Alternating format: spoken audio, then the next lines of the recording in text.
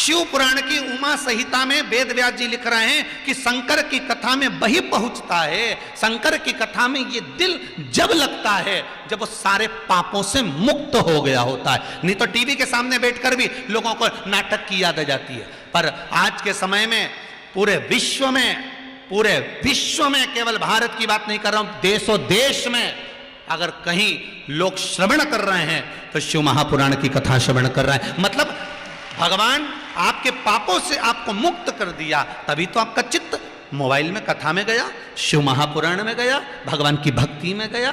नहीं तो यह मन लगता क्या?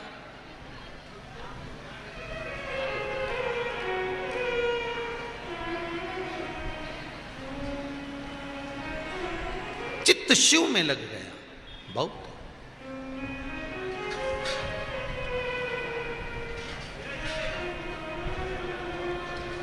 महाराज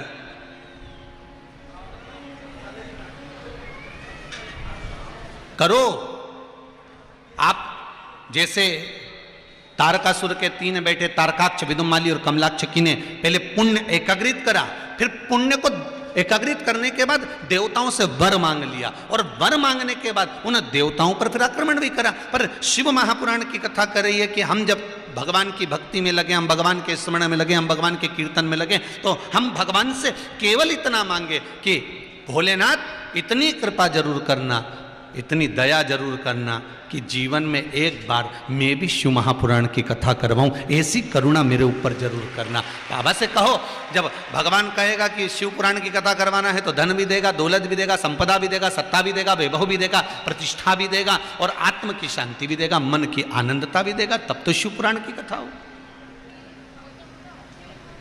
घर में शुद्ध भाव भी देगा, तब तो शिव पुराण की कथा हो।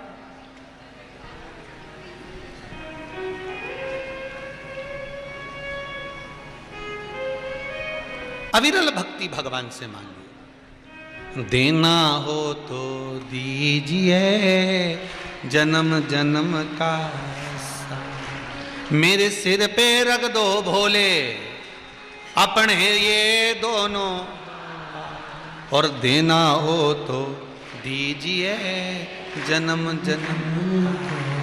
बाबा इतनी कृपा करना कि मेरे को अगर कुछ देना तो आपका और मेरा संग बना रहे, ये मन आपसे दूर होए ना।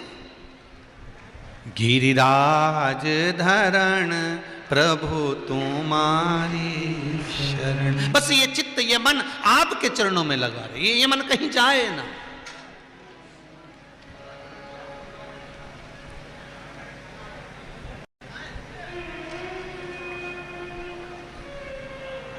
आज गीता जयंती है, किस किस के घर में गीता जी है? हाथ उठाइए जरा। सबके घर में है गीता जी? ठीक है, रख लो। पूजन करिए आज, सबने करी है? ठीक है। काय से करी पूजन? काय से? रोली, दिया, फूल, माला, अगरबत्ती, धूप बत्ती और कुछ भोग, यही पूजन करी ना।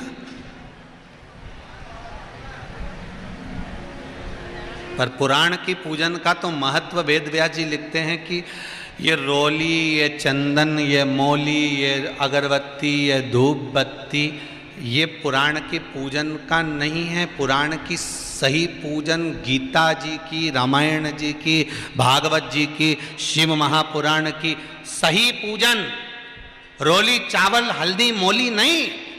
वेद व्यास जी लिखते हैं शिव महापुराण के अंतर्गत स्कंद पुराण में वर्णन करा, गीता, रामायण, भागवत, गीता आदि जितने भी पुराण हैं इनकी पूजन रोली, चावल, मोली, हल्दी नहीं, इनकी पूजन तब होती है जब इनको खोलकर थोड़ा सा पढ़ा जाता है, समझ लो कि पूजन हो।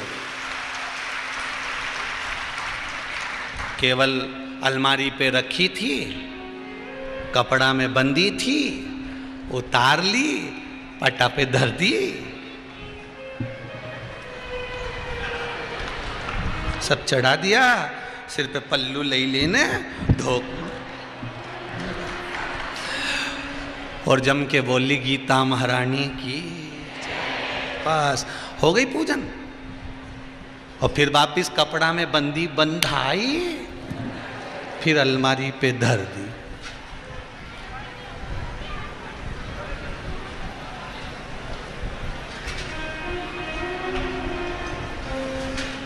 पूरे 18 अध्याय पूर्ण होने के बाद में 5 श्लोक संजय ने धृतराष्ट्र को कहे हैं गीता जी ने। वो सबसे सुंदर श्लोक है गीता जी के। आज गीता जयंती पे आप सबको स्मरण होना चाहिए। जब भगवान कृष्ण ने गीता सुना दी, अर्जुन ने गीता सुन ली, और गीता सुनने के बाद अर्जुन ने अपना आखिरी श्लोक कह दिया कि मैं अब इन सब बंधनों से मुक्त हो गया हूं, मैं जान गया हूं कि ये सब व्यर्थ है, केवल मुझे कर्म करना है और कर्म को प्रधान मानकर मैं सबसे आगे चलूंगा। आप चिंता ना करें, अब मुझे समझ में आ गया है। यहां गीता विराम हो गई। गीता विराम हुई, पर संजय धृतराष्ट्र को 5 श्लोक अलग से कह रहा है, और वो 5 श्लोक कोई दूसरे नहीं थे। उसमें संजय ने गीता के आखिरी के 5 श्लोकों में कह दिया था। पहले श्लोक में कह दिया संजय ने धृतराष्ट्र को कि मैंने जो गीता सुनी है, शायद मेरे जीवन को मैंने सार्थक कर लिया। ये संजय धृतराष्ट्र को कह रहा है। दूसरे श्लोक में संजय कहते हैं ये वेद व्यास जी की कृपा है जो मैंने गीता सुनी है। कहीं गुरु की कृपा होती है तब जाकर गीता श्रवण करने का मौका मिलता है। तीसरा संजय कहते हैं कितने योग हुए, कितने योग, कर्म योग, राजयोग आदि कादि कितने योग, पर इन सारे योग का कोई स्वामी है तो भगवान है, इसलिए उनका नाम योगेश्वर है। उस योगेश्वर को मैंने इस गीता के माध्यम से पहचान लिया। ये संजय धृतराष्ट्र से कह रहा है। चौथे श्लोक में संजय धृतराष्ट्र से कहते हैं कि अब मेरा मन नहीं भटकेगा, अब मेरे मन में उमंगता उत्पन्न हो गई क्योंकि मैंने गीता का स्मरण कर लिया। और 5वें श्लोक में कहते हैं जीवन का सबसे बड़ा सार है, कुछ जीवन में रहे ना रहे, पर जो गीता भगवान कृष्ण ने अर्जुन को सुनाई थी वो गीता जिंदगी में एक बार पढ़ ली तो वो जीवन को सार्थक कर सकती है। वो गीता का स्मरण है। केवल गीता उठाई, पोथी बांधी, कंकु चावल लगाए, ऊपर उठा के रख दी, वो गीता की पूजा नहीं। गीता की सही पूजन है गीता को खोल कर पढ़ना। भागवत जी की सही पूजन है भागवत को खोलकर पढ़ना। रामायण की सही पूजन है रामायण को खोलकर पढ़ना। शिव महापुराण की सही पूजन है शिव महापुराण को खोलकर पढ़ना। केवल उसको अगरबत्ती धूप बत्ती लगाकर बांध कर नहीं रखना है, उसको पढ़ना है।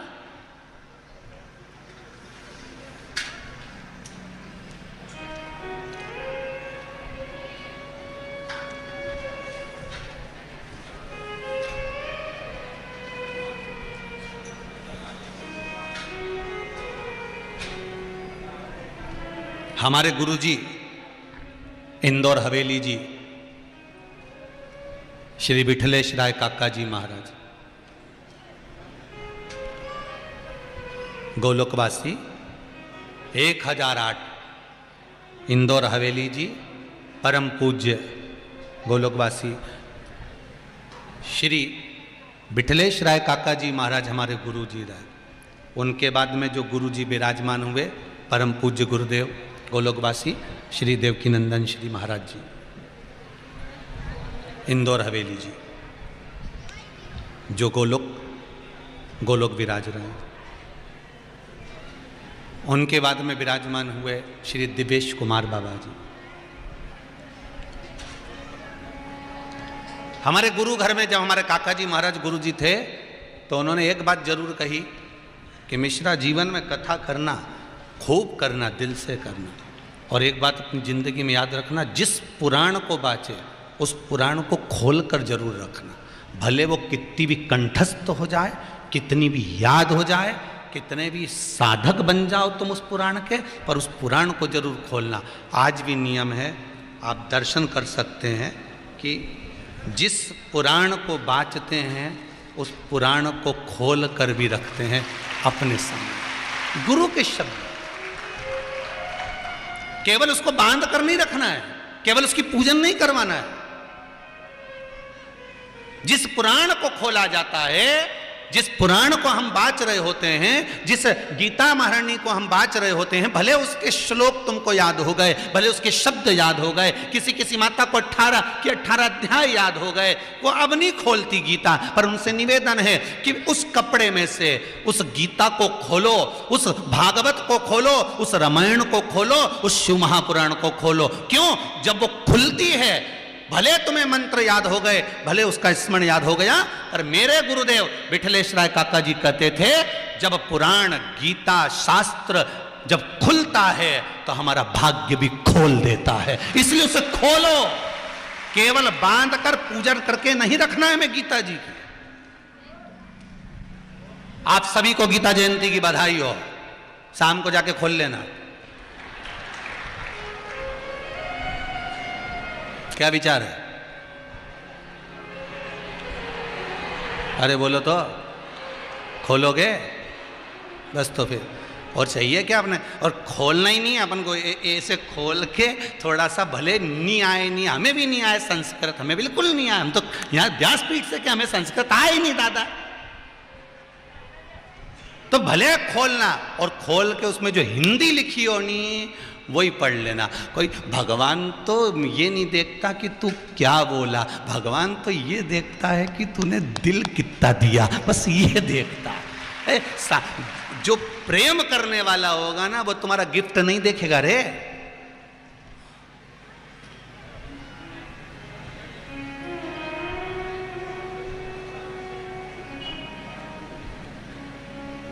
वो एक आता है ना, वो कौन सा डे, रोज डे,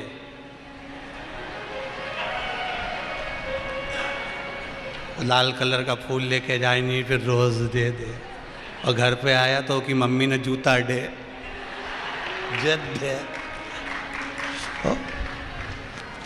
अब बताओ, जो तूने रोज दिया और तेरी मम्मी ने जूता दिया, इनमें सबसे ज्यादा प्यार कौन करती? बोल जरा, जम के बोल, बोल तो सही, जम के तो बोला। जी के रोज दिया नहीं, ओके एक आध दिन तो सामान वमान मत दे, फिर दे। और जी ने जूता दिया नहीं, वो भी तिजोरी की चाबी दे देती आखिरी में, वो देख, अंतर है कि नहीं?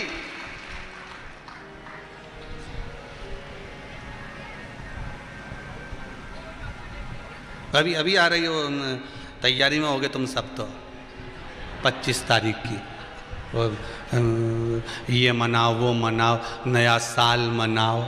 अरे कुछ मत मनाओ, तुलसी जी का पूजन कर लो, माता पिता के चरणों को नमन कर लो, और भगवान का भजन कर लो, और उतना ही बहुत है।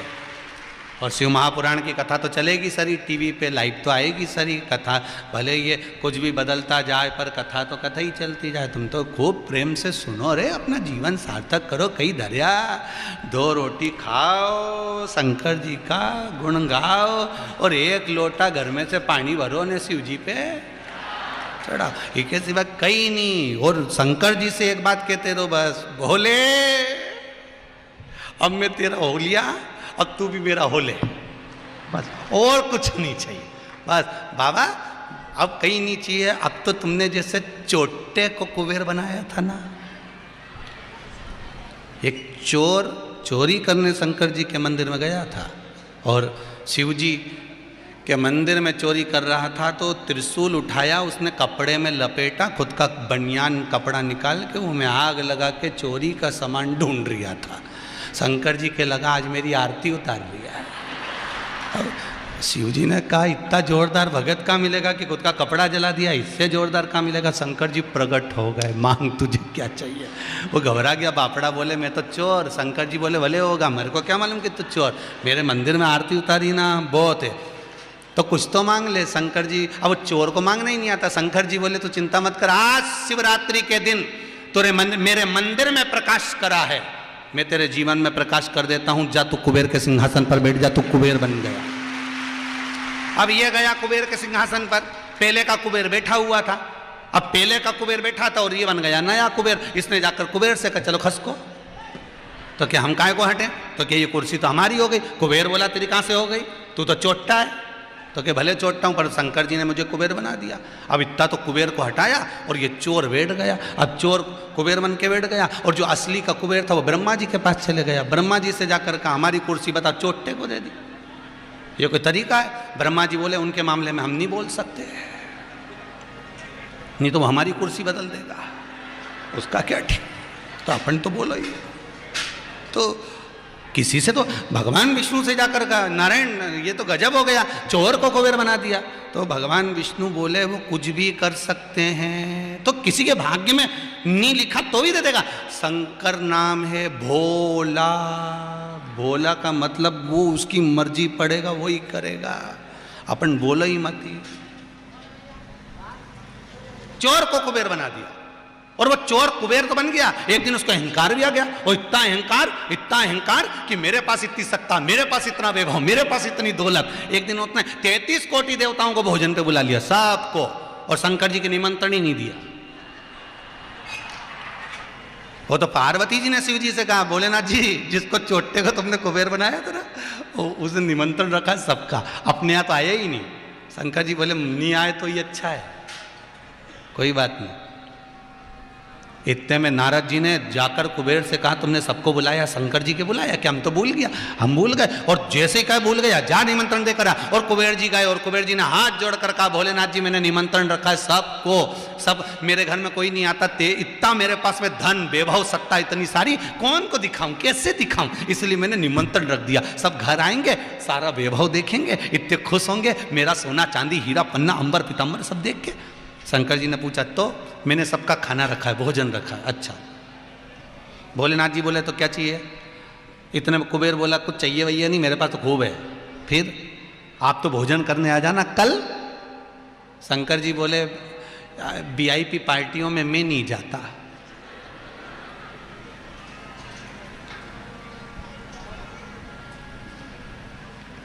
तो तुम्हारे यहाँ वीआईपी पार्टी में फिर कौन जाता है। हमारा छोटा बेटा है ना गणेश, वो सारी वीआईपी पार्टी अटेंड करता है। इतने में कुबेर जी बोले वो क्या खाएगा। शंकर भगवान मन में सोचे बापड़ा एक बार बैठ गया नहीं, उठ ही नहीं पाएगा, तो देख तो सही। तो कहीं सोचे ठीक है तो उनको भेज देना। कार्तिकेय जी को गुस्सा आ गया। कार्तिकेय जी अपनी माता जी के पास पहुंचे, पार्वती जी के पास, मैया मैया मैया। पार्वती जी ने पूछा क्या हुआ। पिताजी ने देखो फिर गणेश जी को भोजन करने भेज दिया, और मुझे नहीं, घर का बड़ा बेटा तो मैं हूं ना, तो फिर मुझे भेजना था वीआईपी पार्टी में, फिर गणेश को क्यों भेजा। शंकर जी से पार्वती ने कहा फिर तुमने गड़बड़ी कर दी। शंकर जी बोले तुम नहीं जानते किसको कहाँ पार्टी में भेजना है, मुझे मालूम है किसके घर कितने का लिफाफा भेजना है, तुमको क्या मालूम। ठीक है, शंकर जी ने गणेश जी को बुलाया, बेटा कल भोजन करने जाना है कुबेर भैया के घर में, अच्छे से जिम के आना। गणेश जी बोले पिताजी आज से ही बंद कर दिया मैंने तो जिमना, तुम चिंता ही मत करो।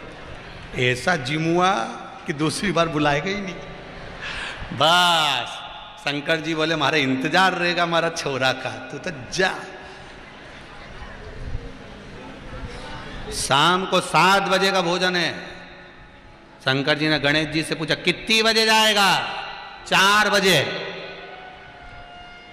शंकर जी ने पार्वती से कहा इसकी नजर उतार दे, कितनी बुद्धि है इसमें। 7 बजे का भोजन और 4 बजे जा रही है, इससे जोरदार बुद्धि कहां होगी। बफेट में जाओ तो गणेश जी की बुद्धि लेके जाओ, 8 बजे लिखाओ तो 7:30 पे पहुंच जाओ, तो सारा सामान अच्छे से मिलेगा। नहीं तो मालूम पड़े छम्मक लड्डू पहले खत्म हो गया होगा। समय पर पहुंचो, समय पर जाओ। पहुंचे, गणेश जी महाराज पहुंच गए। कुबेर जी ने पूछा आ गए। हाँ। गणेश जी महाराज ने आवाज लगाई भैया कुबेर भोजन, भैया कुबेर भोजन। कुबेर जी की धर्मपत्नी निकल के बाहर आई, क्या बात है भोजन करने आए। तो भोजन तो 7 बजे का। गणेश जी बोले हम थोड़ा जल्दी आ गए, हमें पहले जिमा दो। ठीक है, कुबेर जी के पास सूचना गई। कुबेर जी ने कहा अच्छा है जल्दी जल्दी जिम के चले जाएंगे तो हल्के भी हो जाएंगे, थोड़ा खाली पड़ जाएगा, चल दो जिमाओ बिठाओ। इनके चौकी लगाई, बिठा दिया। गणेश जी जिम ने बैठ गए। जिम ने बैठे तो जो खाना चालू करा, जो चालू करा, 33 करोड़ देवताओं का भोजन तो 15 मिनट में निपटा गया। 15 मिनट में 33 कोटि देवताओं का भोजन, सब साफ, जितना रखा था साफ। कुबेर जी की पत्नी ने आवाज लगाई भंडारी को भोजन के लिए, हे भोजन वाले जाओ जल्दी भोजन लाओ, और भोजन लाओ। भोजन पे भोजन आने लगा, भोजन पर भोजन आने लगा। अब भोजन जितना रसोई घर में था सब समाप्त हो गया। अब क्या करें, तो कि जितना बाहर का भोजन हो 33 कोटि देवताओं के घर में जो जो सूखा सामान पड़ा सब उठा लाओ, सब उठा लाओ, सब दे दिया। अब जो भर भर कर सामान आ रहा था गणेश जी के सामने अंदर जाता, फिर गर्म होकर आता। इतने में गणेश जी ने कहा अंदर ले जाने की जरूरत नहीं, तुम तो यहीं धरते जाओ डायरेक्ट, फिर ले जाओगे फिर लाओगे, कोई मतलब तो है नहीं, रखोगे रखते जाओ, रखते जाओ। धर्म पत्नी दौड़ कर गई कुबेर जी के पास, स्वामी कुछ भी नहीं बचा। कुबेर जी बोले ऐसे कैसे नहीं बचा, 33 कोटि देवता का भोजन बना था, कहां गया? धर्म पत्नी ने बोला वो तो सब गणेश अकेला खा गया। कुबेर जी की आंख में जल भर गया कि मुझे अहंकार हो गया था अपनी सत्ता का, अपने वैभव का। गए कुबेर जी, नारद जी से पूछा मैं क्या करूं? देवऋषि नारद ने कहा कुछ मत करो, एक काम करो, जाओ सीधे शंकर जी के पास जाओ। भोलेनाथ जी के पास गए, हर हर महादेव। शिव जी ने पूछा क्या हो गया? शंकर जी ने जैसे ही पूछा तो कुबेर भंडारी बोले प्रभु वो गणेश, गणेश को क्या हुआ? गणेश को कुछ नहीं हुआ, सब हमको ही हुआ है, उसको क्या होगा? हुआ क्या? सब खा गया, कुछ नहीं बचा। शंकर जी बोले तुम तो बोल रहे थे कि हमारे पास में खूब। प्रभु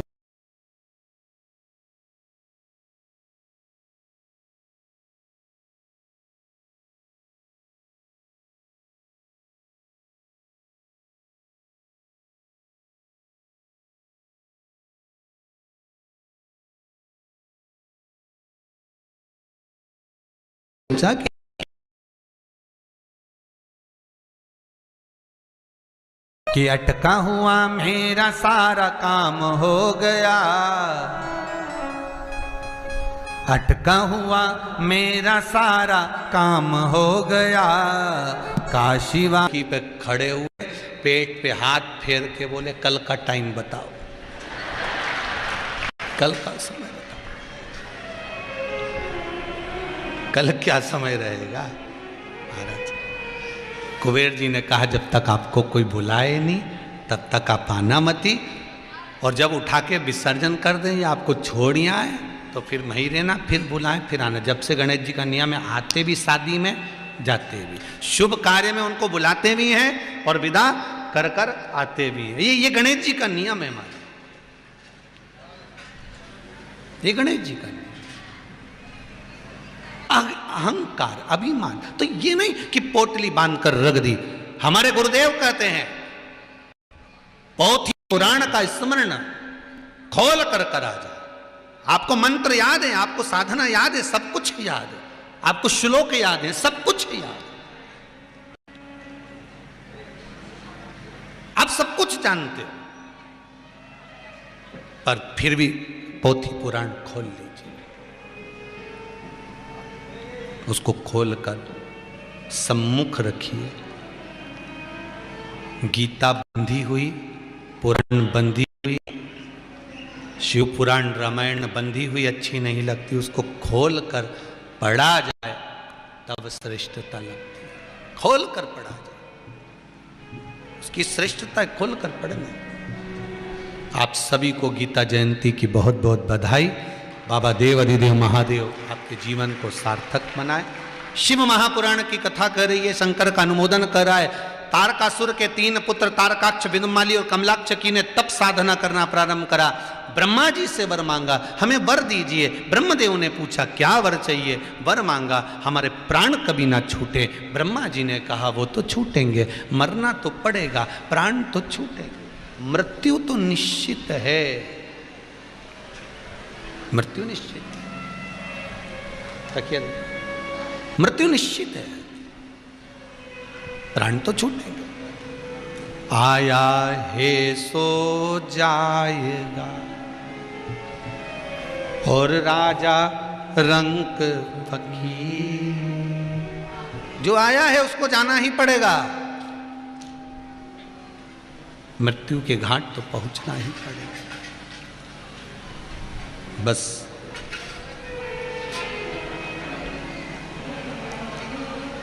आप उस भगवान से प्रार्थना जरूर कर सकते हो, उससे निवेदन जरूर कर सकते हो। कहते हैं सज धज के जिस दिन मौत की सहजादी आएगी, ना सोना काम आएगा ना चांदी।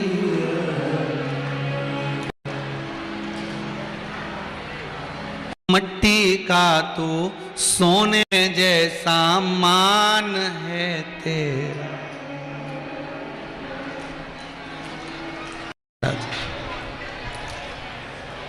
जिस दिन आई मौत, कुछ काम करना। पिछले साल कोरोना महामारी में लोगों ने अभी जो गया समय देखा होगा, लोगों के पास में अटैची भर के धन होगा, वो भी हॉस्पिटल में पलंग नहीं होगा। समझने वाली बात है।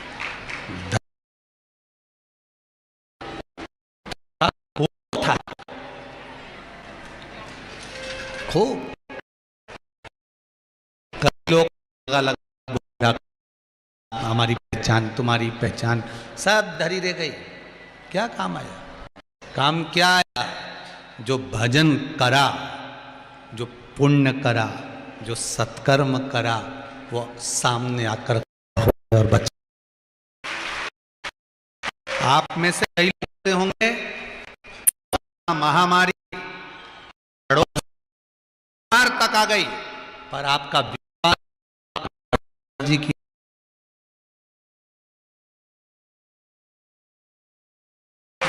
कई लोग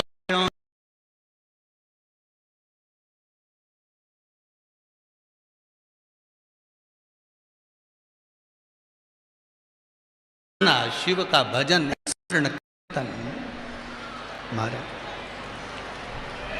भजन। ये लिखा अभी जो पत्र पढ़े, इसमें एक पत्र बड़ा सुंदर है महाराज जी। एक कोई सलोनी साहू है, बड़वानी जिले की हैं। कहीं बैठी हो तो हाथ हिलाइए जरा।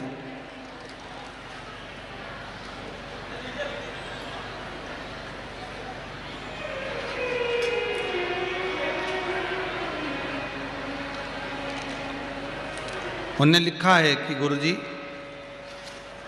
नौकरी नहीं लग रही थी, मेरी माँ ने कहा कथा सुनो। 2 दिन की कथा सुनी, मन लग गया 7 दिन की कथा का, और बाबा ने मेरी नौकरी लगा दी। ये लिखा है सलोनी साहू। कहीं बैठी हो तो बेटा हाथ हिलाना। सलोनी साहू कहीं बैठी हो तो हाथ जरूर हिलाना। एक सुंदर भाव किसी ने लिखा है, गुरुजी दीपिका गोस्वामी, गोल बिल्डिंग, सराफा बाजार। कहीं बैठी हैं? उन्होंने भी बड़ा सुंदर भाव प्रकट करा। कहीं बैठी हो तो हाथ जरूर हिलाना। आप ही हैं? अच्छा, हाथ हिला दो एक बार ऐसा। आपने बड़ा सुंदर भाव लिखा है, गुरुजी मैं इतनी खुश हूँ, मैं जिस परिवार की बहू हूँ उस परिवार को मुझे बहुत बहुत नाज है। मेरा परिवार इतना सुंदर है, मेरे ससुर, मेरे काका ससुर बहुत अच्छे हैं, पर किसी कारणवश दोनों में कहीं थोड़ा बहुत विवाद छिड़ गया था। आपस में बात नहीं हो रही थी, पर मेरी काकी जी और मेरे यहाँ हमारे बुआ जी ने बताया कि एक काम करो कि अगर बातचीत बंद हो गई है कोई प्रॉपर्टी को लेन देन कर कर, तो कथा में सुना है शिव महापुराण में कि गेहूं की बाली शिव जी को शिवरात्रि पर चढ़ा दी जाए तो उससे दोनों में प्रेम बन जाता है। मेरी काकी जी और हमारे परिवार ने दोनों ने एक साथ गेहूं की बाली शिव जी को चढ़ाई और ऐसी कृपा हुई कि मेरे काका जी और मेरे ससुर जी एक ही गाड़ी में बैठकर कुबेरेश्वर महादेव कथा में पहुंचे। बहुत बहुत धन्यवाद बेटा, बैठ जाओ। हर हर, ये शिव कृपा। और एक बात बड़ी सुंदर लिखी है नीचे, हम तो मना करते पर आप लोगों ने लिखा है, बड़ा सुंदर लिखा है। गुरुजी हम जब कुबेरेश्वर महादेव पहुंचे तो वहां पर कुछ माताएं पत्थर पे पत्थर जमा रही थी, तो हमने भी मजाक में पत्थर जमा दिए। और पत्थर जमाने का क्या प्रताप मिला गुरुजी कि बाबा की ऐसी कृपा हो गई कि कभी मकान लेने का नहीं सोचा था, वो पत्थर जो जमा की आई गई थी उसमें मकान भी मिल गए और नए मकान में हम पहुंच भी गए, और बाबा की कृपा है। ये शिव कृपा। बोल कुबेरेश्वर महादेव की हर हर महादेव। शिव ओघड़दानी, आपका केवल विश्वास चाहिए शंकर को, और कुछ भी नहीं चाहिए, केवल विश्वास।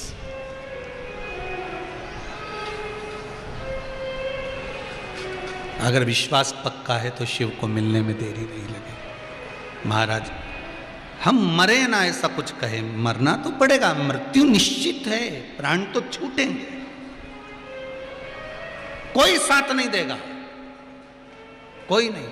अंत समय प्रभु आना पड़ेगा, वचन दिया तो निभाना पड़ेगा। और वही हुआ पूरी कोरोना महामारी में।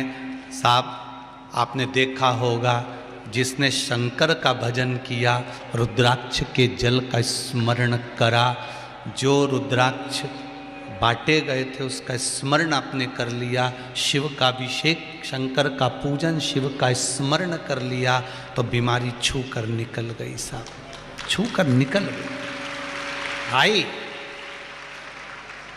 आई मृत्यु सबकी आना है, मौत सबकी आना है। कोई गुलाब जामुन खाएगा वो भी मरेगा, नहीं खाएगा वो भी मरेगा। बादाम खाओगे तो भी मरोगे रे, और नहीं खाओगे तो भी मरोगे। कथा सुनोगे तो भी मरोगे, नहीं सुनोगे तो भी मरोगे। मरना तो है, निश्चित है। फिर किसी के मन में आ जाए कि मरना ही है तो फिर कथा काय को सुने, अपना टाइम काय को बर्बाद करे कथा सुन के। तो उसका एक कारण है, बिल्ली अपने मुख से चूहे को पकड़ती है, पर चूहा बचता है क्या? मर जाता है, लहूलुहान हो जाता है। और बिल्ली उसी मुख से अपने बच्चे को पकड़ती है, बच्चा मरता है क्या? नहीं। बस उसी तरह कथा सुनोगे तो भी मरोगे, नहीं सुनोगे तो भी मरोगे। बस अंतर इतना है, कथा सुनकर मर गए तो भगवान के पास पहुंच गए, और नहीं सुन के मरे तो वो ब्लैक कलर की स्कॉर्पियो पे चढ़ गए, वही मुछंदर के साथ कालिया आएगा, दम लगा के गदा हाथ में पकड़कर और पाड़े की पूंछड़ी से बांध के ले जाएगा पीछे वाले गेट से, जो दोस्ता दोस्ता। खरगोन में कथा हुई और घर छोड़ के नहीं निकली, इसको अगला जन्म छुपकली का दे दो, वो भी कहेगा। घरों में जितनी छिपकली नजर आए, इनके पहचान जाना, ये कथा में नहीं गई थी इसलिए घर में चिपकी, इनके पहचानो। और तुम भी चाहो तो भगवान से कह देना हमें छिपकली नहीं बनना, 84 लाख योनि में एक जन्म है अपना छिपकली का। तो तुम जितने बैठे हो तुम तो नहीं बनोगे, पर जो नहीं आया उसका क्या होगा कालिया, वो उसका क्या होगा, उसका करना। जिनसे घर नहीं छूटे ना, तो भगवान भी कहते इससे घर नहीं छूटा, इसके घर में चिपका दो, निपटा के। मरकन्नी के पीछे, ट्यूबलाइट के पीछे मही कितनी बार झाड़ू से भगाई, नहीं गई, ऐसी हो रही छिपकली, यूज देखे वो हिले ही नहीं। 2 बार तो घासलेट का तेल डाल दिया तो भी नहीं गई, वहीं चिपकी। किसी से पूछा गुरुजी आप बताओ ये छिपकली जाती क्यों नहीं? तो गुरुजी कहीं बताया, शिव पुराण तो बता रही चिपक गई, नहीं निकली, कथा में नहीं गई, मन नहीं गया, शरीर नहीं गया, चिपक गई।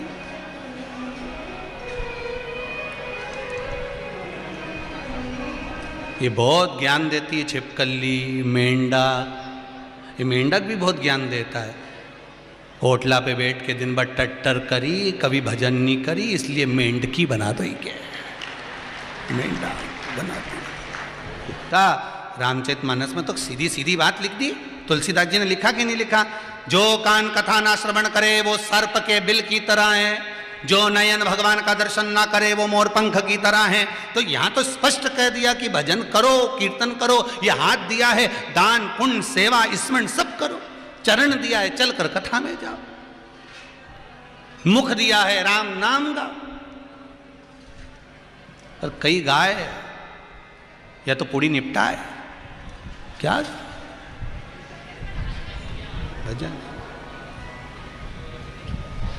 ना राम नाम लीनो ओ तूने भरी जवानी में, तो डूब के मर जा रे चुल्लू भर पानी। पूरा जीवन गवा दिया, राम नहीं बोला, कृष्ण नहीं बोला, शिव नहीं बोला, और जीवन यूं ही चले गए, गया जीवन। महाराज तारकाक्ष, विदुम्माली, कमलाक्ष की तीनों ने वर मांग लिया, हमें 3 पुरी का निर्माण कर दो। 3 पुरी बना दी। मरे तो हम तीनों एक साथ, तथास्तु कह दिया। मरोगे तो तीनों एक साथ। तीनों ने विचार कर लिया अपन इकट्ठे ही नहीं होंगे।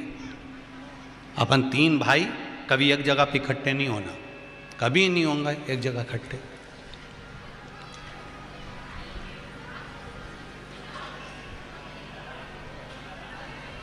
कभी इकट्ठे मत हो तीनों की तीनों। अब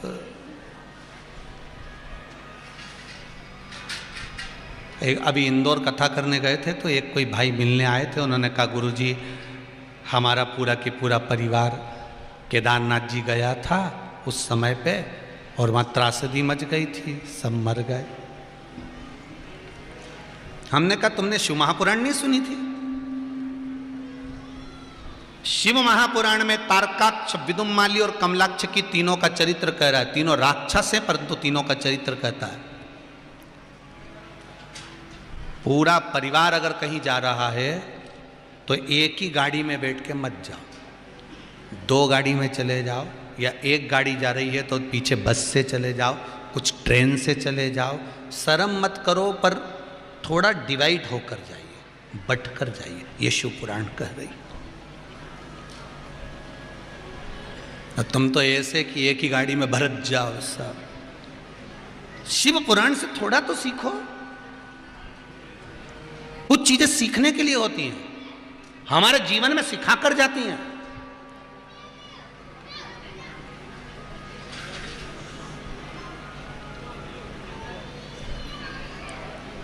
और वो हमारे जीवन में सीख प्रदान करती है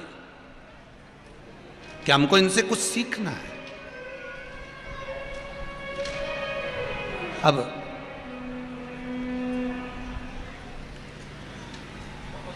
तीनों ने अलग अलग महल बनाए, अलग अलग जगह पर रह रहे हैं।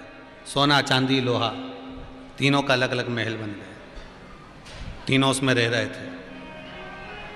तीनों ने उपद्रव करना प्रारंभ करा। देवताओं ने जाकर शंकर जी से कहा इसको मारना है तीनों को। शिव जी ने कहा इनको मारना कठिन बात है, कोई सरल बात है कि तीनों इकट्ठे होंगे तब तो मरेंगे। इन्हें वर मांगा है कि हम मरे तो तीनों एक ही जगह पर मरें, हमारे प्राण छूटे तो तीनों के एक साथ छूटें। अगर ये वर मांगा है तो तीनों को एकत्रित करना पड़ेगा। एकत्रित करने के लिए क्या करना पड़ेगा? शंकर भगवान ने कहा 33 कोटि देवता पशु बन जाओ और मैं तुम्हारा पति बन जाता हूँ। शिव जी का नाम हो गया पशुपतिनाथ। इन तीनों को अपने अपने महल से निकाल कर एक जगह इकट्ठे करो, मैं इनका संहार कर दूंगा। तीनों को एकत्रित करा। शंकर जी ने बड़े नंदी का रूप लेकर, बेल का रूप लेकर शंकर भगवान दौड़ते हुए आए। अपने दोनों सिंह तारकाक्ष विदुम्माली में दिए। इतने में कमलाक्ष की नीचे से निकल गया और कमलाक्ष की ने निकलकर फरसा उठाकर शंकर भगवान का सिर काट दिया। जैसे ही मेरे शिव जी का सिर कटा, शंकर का कटा हुआ सिर नेपाल में जाकर गिर गया। धड़ केदारनाथ जी में रह गया। केदारेश्वर जिसका नाम पड़ गया। भगवान शिव को लगा अगर ये आज नहीं मरे तो कभी नहीं मरेंगे। शिव जी अपने असली स्वरूप में आ गए। उसी केदारनाथ जी में से शंकर प्रकट हो गए और प्रकट होकर शिव जी ने त्रिशूल लिया। तारकाक्ष विदुम्माली को आगे के भाग से मारा और कमलाक्ष की को त्रिशूल के पीछे के भाग से मारा। तीनों का संहार करा, देवताओं ने पुष्पों की वृष्टि कर दी, गंधर्व गान कर दिए, चारों तरफ आनंद समाहित हो गया। पशुपतिनाथ भगवान की, शिव जी का नाम पशुपति नाथ पड़ गया। शंकर भगवान का धड़ केदारेश्वर में है, शीश कहाँ पर है? नेपाल। नेपाल में शिव जी का जो शीश है वो पशुपतिनाथ मंदिर में नहीं है। पशुपतिनाथ मंदिर से 12 किलोमीटर की दूरी पर डोलेश्वर महादेव। कौन से महादेव? डोलेश्वर, वहाँ शिव जी का शीश। कई लोग कहते हैं गुरुजी हम पशुपति मंदिर हो आए तो हमने शंकर जी के शीश का दर्शन कर लिया। वो नहीं है। शिव जी का जो शीश है वो डोलेश्वर महादेव है। केदारनाथ जी का जैसा स्वरूप है वैसे ही डोलेश्वर महादेव का स्वरूप है। आप जाकर दर्शन करेंगे तो, कभी जाएं तो आप दर्शन कर कर। पशुपतिनाथ भगवान का नाम पड़ गया। पशुपतिनाथ व्रत का वर्णन हमारे शास्त्रों में स्मरण कराया गया। पशुपति व्रत 5 व्रत होते हैं। कई लोगों ने इसका बहुत आड़ा टेढ़ा वर्णन करना चालू कर दिया है। पहले तो लोग जानते नहीं थे कि पशुपति व्रत भी होता है, और अब अपने अपने लोग भाषा को वर्णित करते हुए कई लोग बहुत सी चीजें गलत गलत गलत गलत डाल देते हैं। हमारा एक निवेदन है, व्यासपीठ के सिवाय नीचे उतरकर कभी कोई उपाय नहीं बताया। जो भी बताया है इस व्यासपीठ से बताया। आप YouTube पर अगर आपके पास में कोई क्लिपिंग आती है और उसमें हमारा फोटो दिख रहा है और आवाज़ दूसरे की है तो हम उसको मान्य नहीं करेंगे। व्यासपीठ से हम बोल रहे हों, आपको माइक लगा हुआ दिख रहा हो और आवाज़ नज़र आ रही हो हमारी, तो आप उसको मानना कि ये उपाय सही है। नहीं तो आज के ज़माने में तो लोग इतने उपाय डाल दिए हैं YouTube पर कि चेहरा हमारा दिखा देते हैं और नाम सब अपनी अपनी भाषाओं में वर्णन कर देते हैं, और बाद में लोग कहते हैं हमने बोला उपाय करा था हमारा काम नहीं हुआ, तो फिर वो उसके लिए हम वर्णित नहीं। पशुपति व्रत 5 व्रत सोमवार के होते हैं, आप सबको ज्ञात है इस चीज का। सुबह के समय पर शंकर भगवान के मंदिर में जाकर पूजन अभिषेक करना, शाम के समय पर मीठा बना कर ले जाओ, 6 दिए ले जाओ घी के। शंकर जी के मंदिर में जाकर जिस थाली से आपने सवेरे पूजन करी है वही की वही थाली जाना चाहिए, वही की वही थाली। शंकर भगवान का पूजन करो, शाम के समय पर प्रसाद जो बना कर ले गए उसके 3 हिस्से कर दो, 5 दिए शिव जी के मंदिर में लगा दो, 1 दिया थाली में ही रखे रहने दो, और 3 हिस्से में से 2 हिस्से मंदिर के अंदर छोड़ दीजिए। पूजन करने के बाद बाबा से पहले दिन ही, पहले सोमवार को ही विनती कर लो, बाबा मैंने पशुपति व्रत प्रारंभ करे हैं, मैंने सुना है बाबा आप मनोकामना पूर्ण करते हैं, मेरे मन की यह कामना है बाबा इसको पूर्ण करिएगा। बाबा से निवेदन करो, 1 दिया, पूजा की थाली, प्रसाद 1 हिस्सा लेकर घर की ओर आइए। घर में प्रवेश करते समय जो आपका सीधा हाथ हो, राइट हैंड हो, वहीं पर बैठकर 1 दीप प्रज्वलित कर दीजिए और वहां पर भी अपनी कामना कर दीजिए। अंदर प्रवेश कर 1 हिस्सा प्रसाद का लेकर आए हो, उस प्रसाद को भोजन करने से पहले ग्रहण करो, फिर भोजन करो। एक समय फलाहार कर लो, एक समय भोजन कर लो, पर जो मीठे का प्रसाद आप लेकर आए हो 1 हिस्सा, पहले उसको ग्रहण करो, फिर आप भोजन ग्रहण करो। ऐसे 5 सोमवार एक ही मंदिर में करना है। ये नहीं कि आज अपने इस मंदिर में कर लिया, अगला उस मंदिर में लिया, अगला उस मंदिर में कर लिया, एक मंदिर में करना। कहीं रजस्वला धर्म आ जाता है, कहीं जाना पड़ जाता है, कोई काम आ जाता है, तो आप उस व्रत के दिन केवल व्रत करो।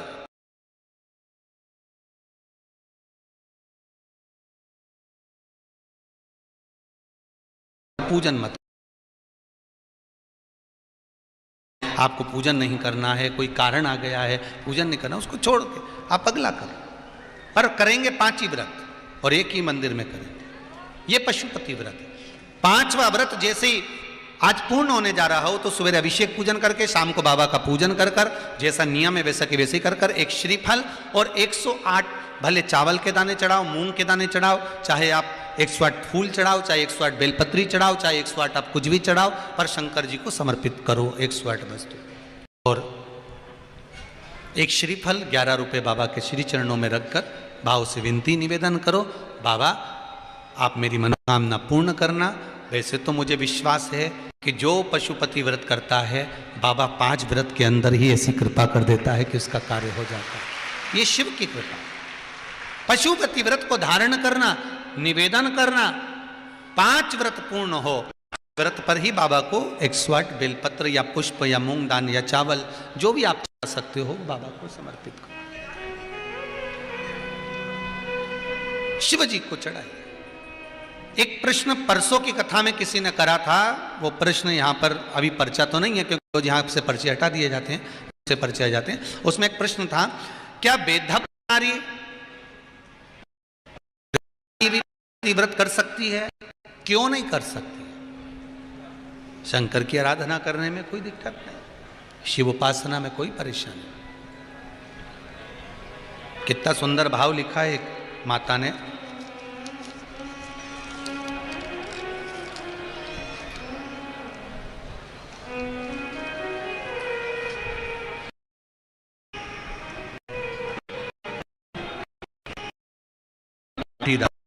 बिठेरे, इनके पुत्र अरुण जी पाटीदार ने पत्र लिखा है, गुरुजी इनके कलाबाई पाटीदार ने पत्र लिखाया है, गुरुजी हमारे बेटे की अभी 1 फरवरी 2021 को एक्सीडेंट में मौत हो गई थी और हम पर बहुत ही दुख की घड़ी आ गई थी। मेरे बहू बेटे के 2 बच्चे हैं, एक 8 साल का है, एक 15 साल का। काम काज कुछ है नहीं, बहुत दुखी हो गए थे, बहुत तकलीफ में हो गए थे। तभी हमने टीवी पर शिव महापुराण की कथा सुनी और कोई काम हमारा नहीं था गुरुदेव, बहुत दुखी थे। जिनने पत्र लिखा है अगर वो होंगे तो हाथ जरूर हिलाना। इतने हो गए थे गुरुदेव कि कुछ नहीं था, पर बाबा से निवेदन करा और शिव महापुराण की कथा टीवी पर सुनी। उसमें आपने एक बात कही थी, कुछ करना नहीं छोड़ना, दुख हो सुख हो संपदा नहीं हो, क्योंकि गीताजी में भी वर्णन किया गया कर्म प्रधान है और अच्छे से करिए और कर्म करा। महादेव का नाम लेकर कहीं से साड़ी लाकर बेचना प्रारंभ करा। गुरुजी जितना बेटा कमाता था उससे ज्यादा अब बहू कमा रही है, बाबा की कृपा है। ये कुबेरेश्वर महादेव, ये शिव ओघड़दानी त्रिकालदर्शी कैलाशी अविनाशी शिव की कृपा है। इस कोरोना महामारी में ना जाने कितने घरों कितनों के बेटे पति के पिता चले गए, कितनों की माताएं चली गई। घबराना नहीं है, चले गए ना, शंकर है, परिवार साथ नहीं देगा पर मेरा ओघड़दानी साथ देगा, शिव बैठा। आप शंभु पर विश्वास कर कर अपने कर्म को करो, भगवत भजन में लगो और भजन के साथ कर्म करो। थोड़ा करो ज्यादा करो पर करो। कई लोग कहते गुरुजी अभी मुहूर्त अच्छा नहीं चल रहा, अगले मुहूर्त में कर लेंगे। मुहूर्त का इंतजार मत करो, तुम तो काल करे सो आज कर, आज करे सो। अब इंतजार नहीं करना, लोग इंतजार के चक्कर में रहता है, मैं परसों के दिन दुकान खोलूंगा, नरसों के दिन ऐसा करूंगा, खरसों के दिन ऐसा करूंगा, फिर मुहूर्त निकलवाऊंगा, मुहूर्त के दिन फर्नीचर बनवाऊंगा, ये करूंगा। मुहूर्त का इंतजार, शंकर का नाम लो, शिव से बड़ा मुहूर्त नहीं है, शंकर से बड़ा कुछ नहीं। शिव का नाम लेकर कोई विद्वान ब्राह्मण को घर में बुलाओ, दुकान पर बुलाओ, ब्राह्मण देवता से कहिए ब्राह्मण देवता आप पूजन करिए, क्योंकि ब्राह्मण आएंगे, उनके चरण पड़ेंगे, का मंत्र आदि जब चलेंगे तो ब्राह्मण के चरण पड़ने से स्वयं ही सब कार्य सफल हो जाएगा। आप बुलाओ, कराओ पूजन, स्मरण करो। मुहूर्त है शंकर का नाम, जैसे शिव मंदिर का कोई मुहूर्त नहीं होता, उसी तरह कर्म को करने का कोई मुहूर्त नहीं। आप तो कर्म करो, फल देगा वो। मुहूर्त का नहीं रोना हमको, हम मुहूर्त के रोने में बहुत रह जाते हैं। हम बेटा कहता मम्मी मैं परसों के दिन जाऊंगा, अच्छा मुहूर्त आएगा तब जाऊंगा, नरसों के दिन आऊंगा जब जाऊंगा। लोग कहें मुहूर्त का इंतजार करते रहो, उससे पहले निपट गए तो। अनेक तरह की भक्ति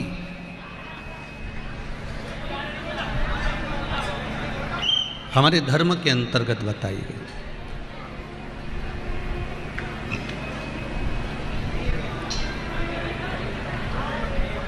स्वयं मेरे राघव जी ने, मेरे राम जी महाराज ने भी शबरी अम्बा के सामने भक्ति का प्रतिबिंब दर्शाया। प्रथम भक्ति संतन कर संगा, दूसरी रतिमम कथा प्रसंगा। अर्थात मेरे राघव जी, मेरे राम जी भी कहते हैं कि बहुत तरह की भक्ति होती है, पर उस भक्ति में अगर कोई श्रेष्ठ भक्ति है, उस भक्ति में भी अगर कोई श्रेष्ठता की भक्ति है तो वो है श्रवणम।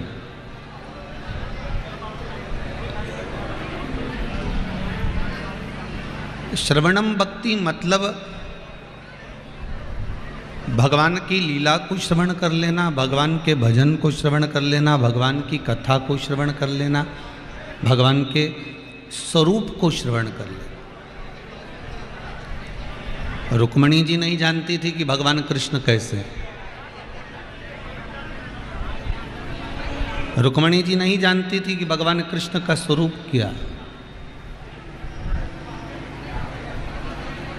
रुक्मणी जी को नहीं मालूम था कि भगवान का प्रतिबिंब क्या।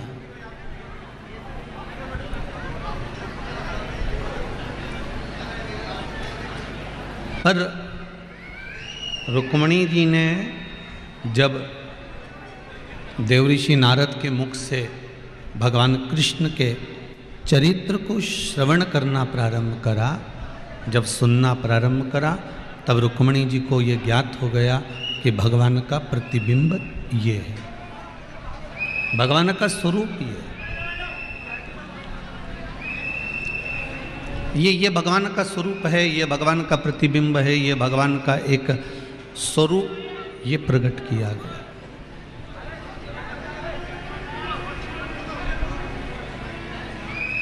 भगवान का ये प्रतिबिंब, भगवान का ये स्वरूप ऐसा है।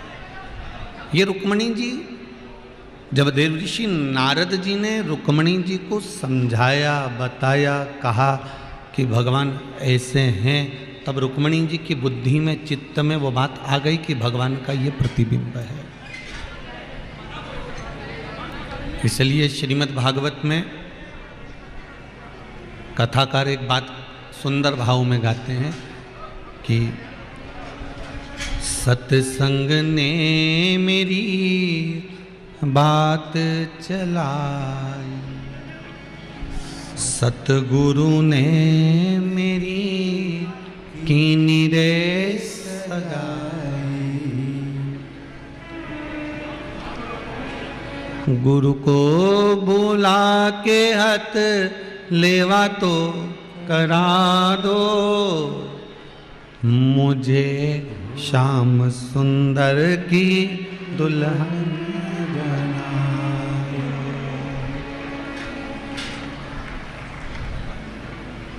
मुझे श्याम सुंदर की दुल्हन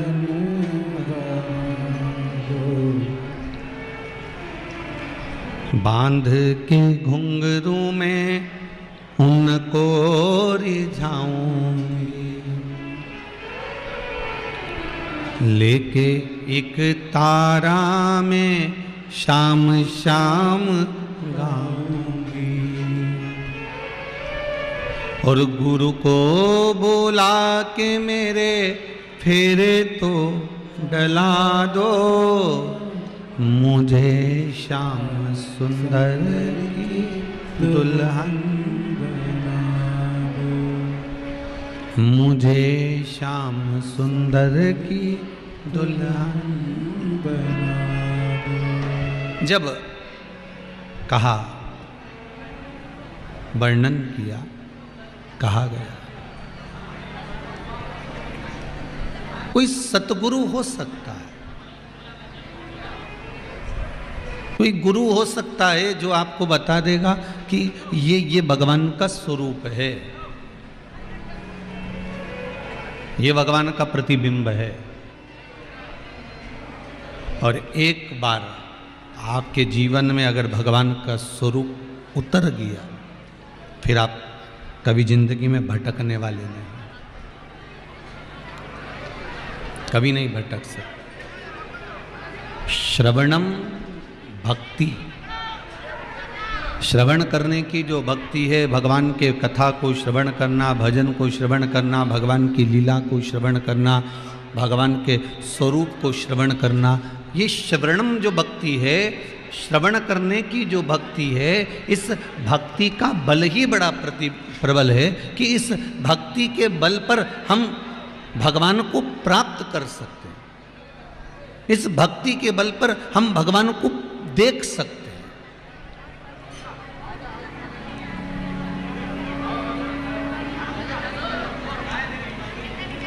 एक परम भगवदीय वैष्णव जो होता है ना, भगवान का जो लीला का निरंतर सेवा के प्रकल्प में डूबा रहता है, जो भगवान की सेवा में डूबा रहता है, जो भगवान के भजन में डूबा रहता है, जो भगवान के स्मरण में डूबा रहता है, जो भगवान की भक्ति में डूबा रहता है, ये जो भगत होता है, जो भगवान का भक्त होता है, भगवान का जो आनंद करने वाला होता है, भगवान की भक्ति को निरंतर जो धारण करने वाला होता है, जो परम भगवदीय वैष्णव का जिसको भाव कहा गया है, परम भगवदीय वैष्णव के जिसके अंतर्गत भाव प्रकट होते हैं महाराज, वो जो होता है वो श्रवण भक्ति के बल पर, श्रवणता की भक्ति के बल पर और श्रवण भक्ति के अंतर्गत भगवान की सेवा में लगा रहता है। श्रवण भक्ति के अंतर्गत, क्योंकि उसने श्रवण कर लिया, श्रवण भक्ति से उसने प्राप्त कर लिया, श्रवण भक्ति से उसने ज्ञात कर लिया, श्रवण भक्ति से ये सुन लिया, गुरु जी के माध्यम से, गुरु जी के मुखाग्रविंद से उसने श्रवण भक्ति के माध्यम से ये सुन लिया कि भगवान का ये प्रतिबिंब है, भगवान का ये स्वरूप है। मेरे राम जी हाथ में धनुष लेते हैं, मेरे ठाकुर जी हाथ में बंसी लेते हैं, मेरे भोलेनाथ हाथ में डमरू लेते हैं, मेरे नारायण हाथ में सुदर्शन चक्र लेते हैं। ये उसने श्रवण कर लिया, ये उसने सुन लिया। महाराज, प्रथम भक्ति संतन कर संगा, दूसरी रति मम कथा प्रसंग। उसने भक्ति को देख लिया कि सबसे प्रबल भक्तियों में भी अगर कोई प्रबल भक्ति है, नवदा भक्ति के अंतर्गत भी रामचरितमानस के अंतर्गत कहा गया, और सारी भक्तियों में अगर श्रेष्ठ भक्ति का वर्णन किया गया तो वो भक्ति है श्रवणम भक्ति। आप भगवान की कथा को सुनकर आप भगवान के हो सकते हो, आप भगवान के रसास्वादन को श्रवण कर कर आप परमात्मा के हो सकते हो, आप भगवान का कथा का भजन का स्मरण कर कर आप भगवान को प्राप्त कर सकते हो, आप भगवान को प्राप्त कर लो। प्रबल है भक्ति श्रवण।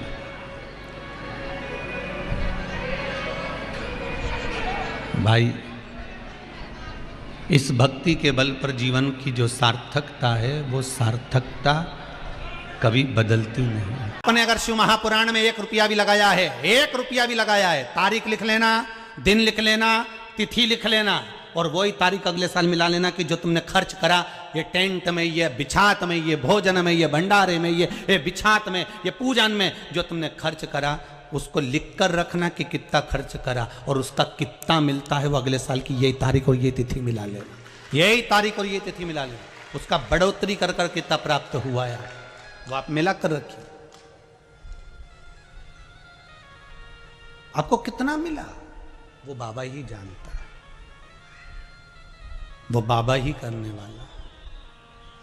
तेरा ही दिया मैंने खाया पिया है, तेरा शुक्रिया है, तेरा शुक्रिया है। मुझे भोले बाबा ने बहुत दे दिया है, तेरा शुक्रिया है, तेरा शुक्रिया है। मुझे बाबा ने जो दिया उसका धन्यवाद है।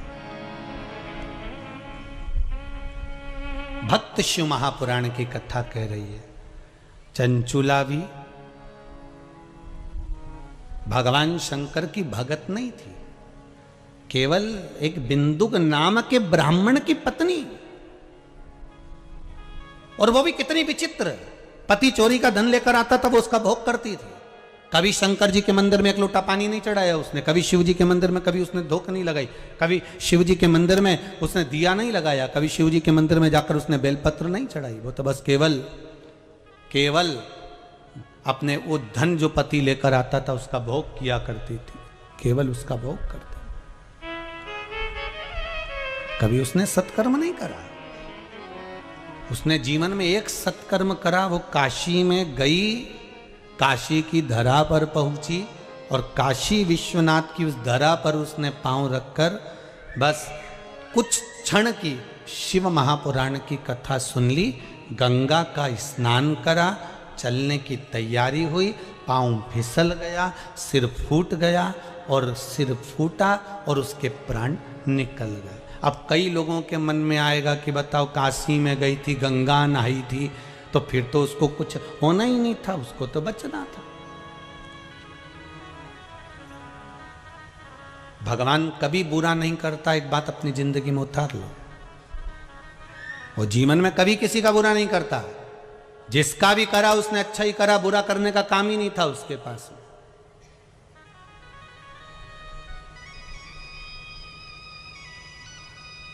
वो किसी का बुरा नहीं करता। फिर चंचुला क्यों मरी? उसको मारने का कारण केवल इतना था कि उसके पति को मोक्ष यही दे सकती थी, पर यह मानव के शरीर में अपने पति को मोक्ष देगी? मानव के शरीर में उसको यह मालूम नहीं था कि मेरा पति प्रेत योनि में है, मेरा पति प्रेत योनि में पड़ गया, उसको नहीं मालूम था। वो तो जब प्राण छूट गए, जब जीवात्मा निकल कर जाने लगी, तो उसको लगा कि मेरा पति तो नरक में पड़ा हुआ है, मेरा पति तो प्रेत योनि में पड़ा हुआ है। तब वो भगवान शंकर के दरवाजे पर जाकर रोती है, बिलखती है, माता पार्वती से निवेदन करती है कि मेरा पति प्रेत योनि में पड़ा है और मैं बैकुंठ में बैठी हूं, ये मुझे सुख सहन नहीं हो रहा, तुम मेरे पति का उद्धार कर दो। तब उसके चित्त में यह बात आई, मेरे पति का उद्धार करिए, मेरे पति को मोक्ष दीजिए।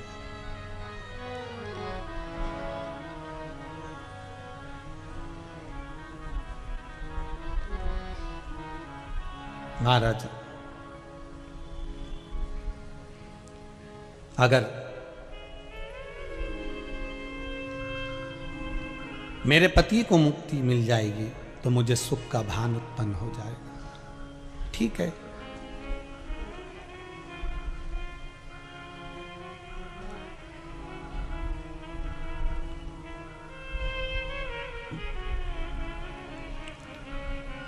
मुक्तिता प्राप्त हो।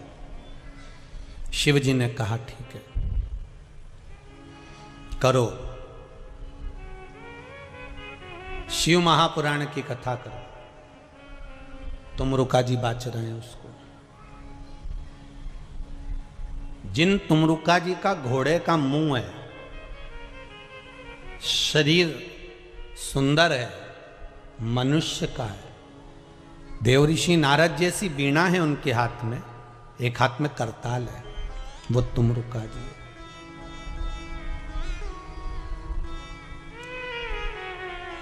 वो तुमरुका जी जो शिव महापुराण की कथा को कर रहे हैं, बाच रहे हैं, सुना रहे हैं।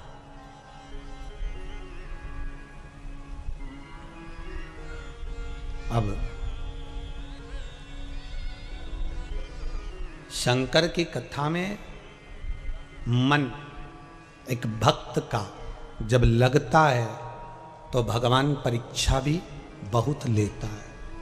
बहुत ध्यान देना, भक्त जब भगवान की ओर झुक जाता है, भक्त जब भगवान का हो जाता है, भक्त जब भगवान की ओर समर्पित हो जाता है, तब भगवान अपने भक्त से खेलना चालू कर देता है। तब भगवान अपने भक्त से थोड़ा थोड़ा खेलता है। मैं भक्त से भगवान थोड़ा आनंद लेता है, परीक्षा लेता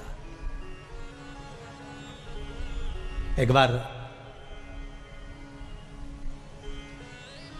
माता लक्ष्मी भगवान विष्णु के साथ बैठी हुई थी, पार्वती शंकर जी के साथ बैठी हुई थी, ब्रह्माणी ब्रह्मा जी के साथ बैठी हुई थी, और ये तीनों बैठी हुई और तीनों के पति साथ में बैठे हुए थे। तो तीनों ने एक साथ प्रश्न किया।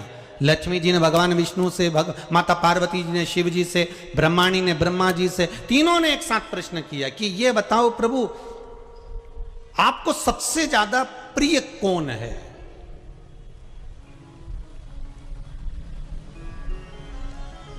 और प्रभु ये भी बता दीजिए कि आपसे बड़ा कौन है? अब भगवान से बड़ा कौन हो सकता है? आपसे बड़ा कौन है? तो भगवान विष्णु और भगवान शंकर और भगवान ब्रह्मा तीनों एक साथ बोल दिए, हमसे बड़ा हमारा भक्त होता है। हमारा भक्त हमसे बड़ा।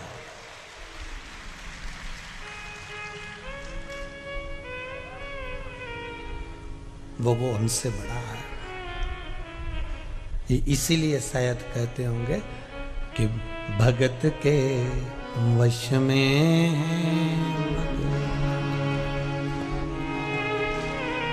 इसीलिए कहते होंगे भगत के वश में।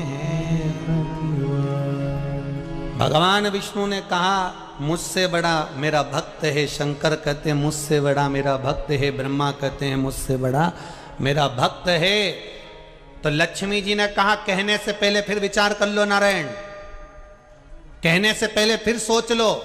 आप कह रहे हो कि आपसे बड़ा आपका भक्त है, फिर सोच लो। अब भगवान विष्णु के मन में आया कि जब ये बार बार बोल रही है कि सोच लो सोच लो सोच लो, मतलब जरूर कुछ गड़बड़ी है।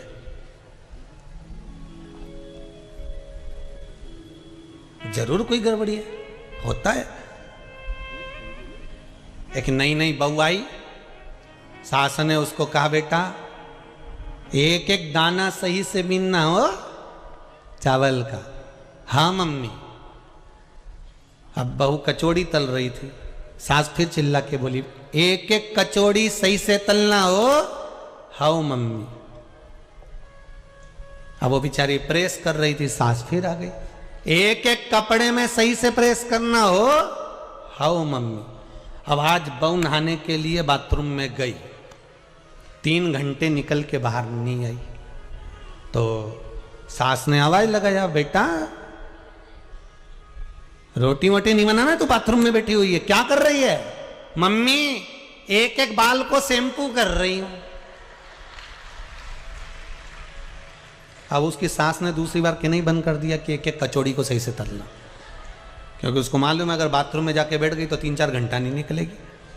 अब वो भी कह देगी मैं तो एक एक नाखून को घिस रही थी साबुन से, फिर एक एक उंगली को घिसा, फिर हथेली को घिसा, फिर हाथ को घिसा, वो भी लग जाए।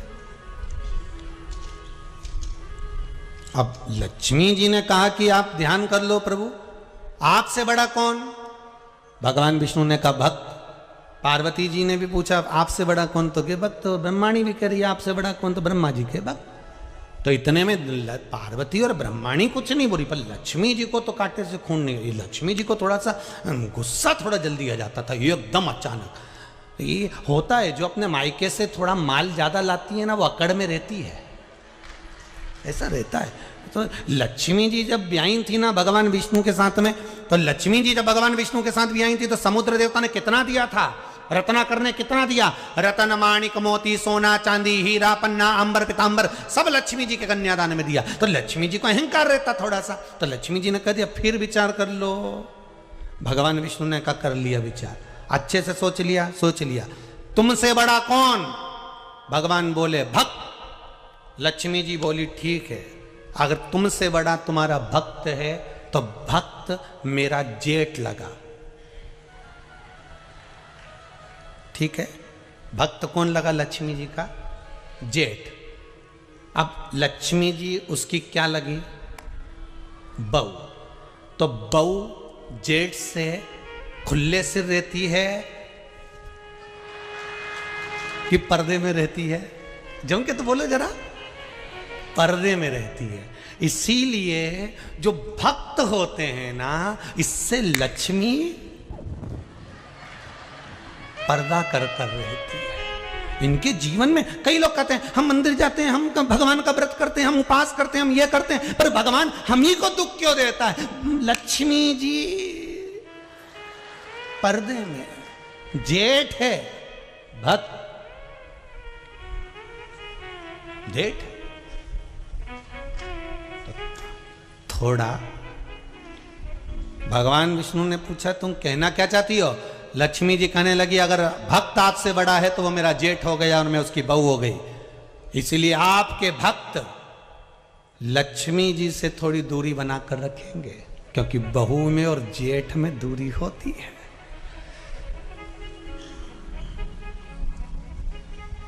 नारायण मन में सोचे हो गया कल्याण। अच्छा, पत्नियां प्रश्न बहुत करती हैं और इनके प्रश्न का उत्तर बहुत सोच समझ कर देना। जितने भेरू बैठे हैं इनसे निवेदन है जो जब जब प्रश्न करे तब तब 50 बार सोचना कि उत्तर दूं कि नहीं दूं। देव सको तो देव, नहीं तो अटैची उठा ऑफिस जाओ। फालतू की बात करो ही मत ही। अपने पानी की बोतल उठाओ ने दुकान जाओ। अपने बोलना ही नहीं। ये कितना ही बोले पर अपने नहीं बोले। ये तुम बोले और ये गर्जी, ये तुम बोले और ये गर्जी, तो तुम बोले ही मत। अब भगवान विष्णु को लगा कि लक्ष्मी जी बोल रही हैं कि मैं भक्तों से दूरी बनाकर रखूंगी क्योंकि वो मेरे जेठ हैं, तो मैं दूरी रखूंगी। शंकर भगवान ने बुलाया लक्ष्मी जी को, इधर आओ लक्ष्मी। आपको मालूम है आपका विवाह भगवान विष्णु के साथ किसने करा? आपको मालूम है? लक्ष्मी जी ने कहा प्रभु मुझे मालूम है। किसने कराया? लक्ष्मी जी बोली आपने कराया। आपको मालूम है? आपकी मां ख्याति देवी, लक्ष्मी जी की मां का नाम था ख्याति। आपकी मां ख्याति देवी मेरे मंदिर में आती, मेरी पूजन करती, मेरी आराधना करती, मेरा स्मरण करती और अपनी बेटी लक्ष्मी जी का विवाह मेरे साथ करना चाहती थी, पर मैं तुमसे विवाह नहीं करना चाहता था क्योंकि नारायण आपको स्नेह करते थे। इसलिए आपका विवाह लक्ष्मी जी के साथ मैंने कराया। लक्ष्मी, आपका विवाह नारायण के साथ मैंने कराया है, और अगर मैंने विवाह कराया है तो मैं कौन तुम्हारा? जो विवाह कराने वाला होता है घर का बुजुर्ग होता है, बड़ा होता है, तो मैं कौन? ससुरा। अब मैं तुम्हारा घर का बड़ा बुजुर्ग।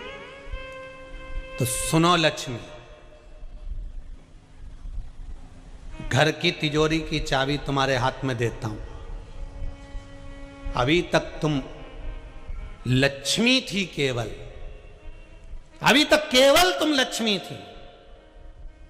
लक्ष्मी, आज से मैं अपनी तिजोरी की चाबी तुम्हें देता हूं। मतलब तुम्हारे घर में कोई भी आएगा, चाहे भक्त आए चाहे साधारण सा व्यक्ति आए, सबको लक्ष्मी देना पड़ेगी। तो तुम्हें तिजोरी की चाबी दे रहा हूं। आज से मेरा महादेव नाम का आगे का नाम महा तुझे दे रहा हूं।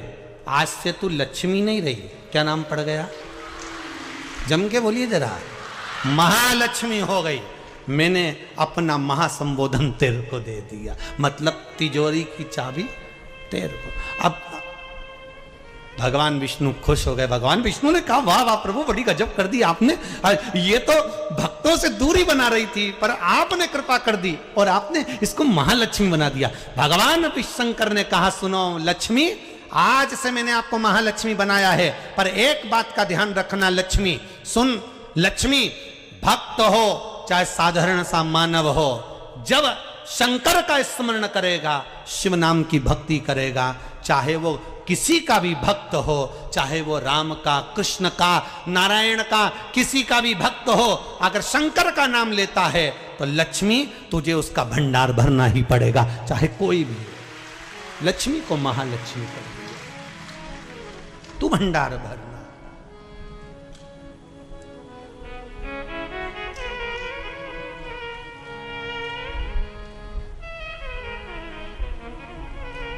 भक्त बड़ा जरूर है और है भगवान।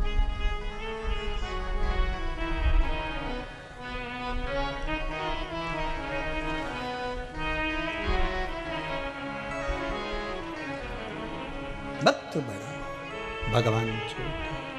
महाराज भगत के वश में है, भगत के वश में है भगवान। भगत बिना ये कुछ भी नहीं है, भगत बिना ये कुछ भी नहीं है।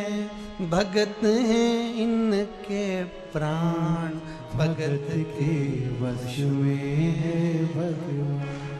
भगत के वश में है भगवान।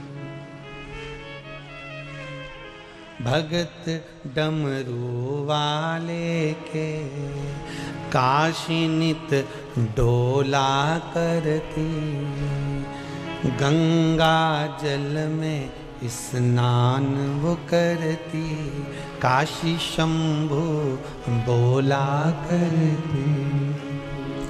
भगत बिना वो कुछ भी नहीं है, भगत बिना वो कुछ भी नहीं है।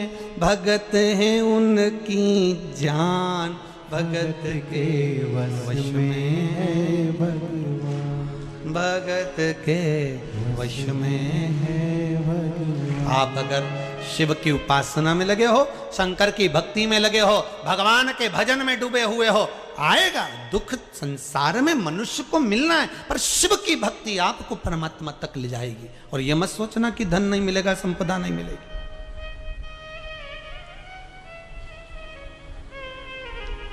कई लोग कहते हैं शंकर मुक्ति के देवता हैं, कई लोग कहते हैं शिव मुक्त कर देते हैं,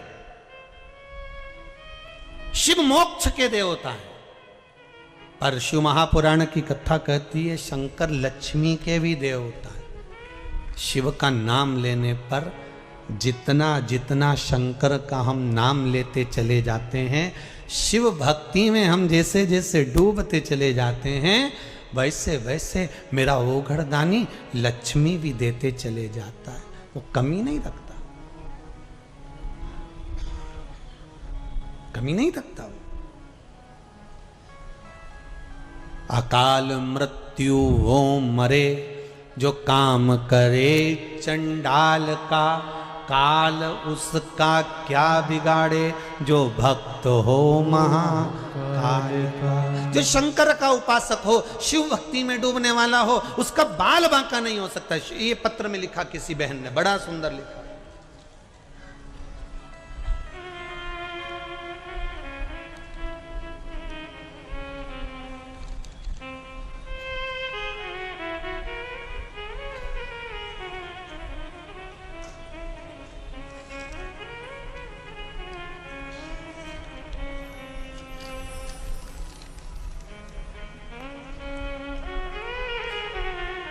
मैं विद्या महोनिया महासमुंद छत्तीसगढ़ से आई हूँ। गुरुजी कहाँ बैठी हैं?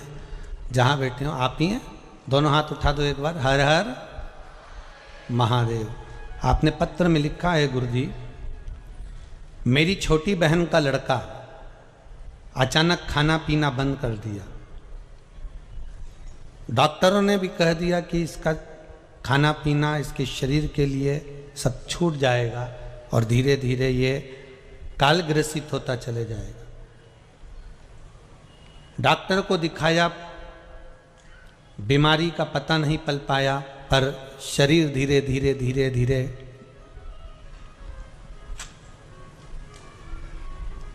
बिना भोजन के, बिना कुछ खाने के छिन्न होने लगा। पर गुरुदेव पशुपति व्रत मेरी बहन ने शिव महापुराण की कथा में सुना था और करना प्रारंभ करा। उस व्रत का फल क्या होता है गुरुदेव? कोई मुझसे पूछे, आपने पत्र में लिखा है दीदी, बहुत बहुत धन्यवाद, आपने लिखा है उस व्रत का फल क्या होता है। पहला सोमवार का व्रत करा और मेरे उस बहन के बच्चे ने मुख में पहला निवाला लेना प्रारंभ कर लिया था। दूसरा व्रत करा, मेरी बहन के बच्चे ने एक रोटी खाई और तीसरा व्रत करा, वो अच्छे से भोजन करना चालू कर दिया। डॉक्टर भी आश्चर्य में पड़ गए कि इसका तो क्या होना था और कैसे रह गया, ये डॉक्टर भी आश्चर्य में। बैठो बहन, बहुत बहुत हर हर महादेव। शिव उपासना का फल किसको कहते हैं? शंकर की उपासना किसको कहते हैं? एक बहन ने और सुंदर पत्र लिखा है गुरुजी।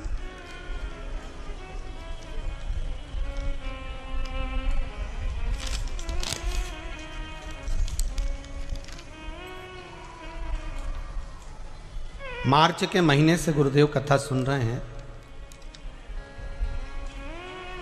मेरे भाई की शादी नहीं हो रही थी, पत्र में नाम नहीं लिखा है, जिसका भी होगा।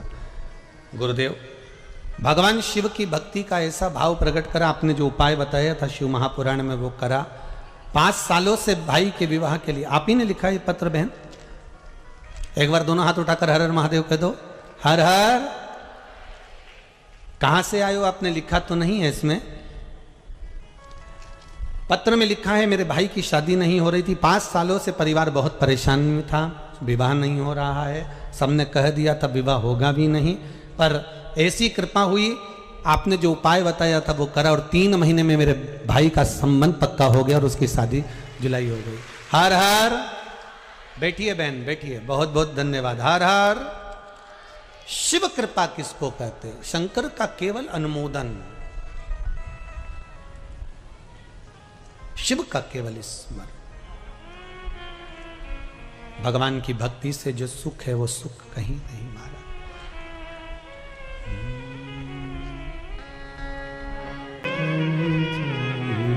आप बाबा से निवेदन करो, क्यों नहीं देगा?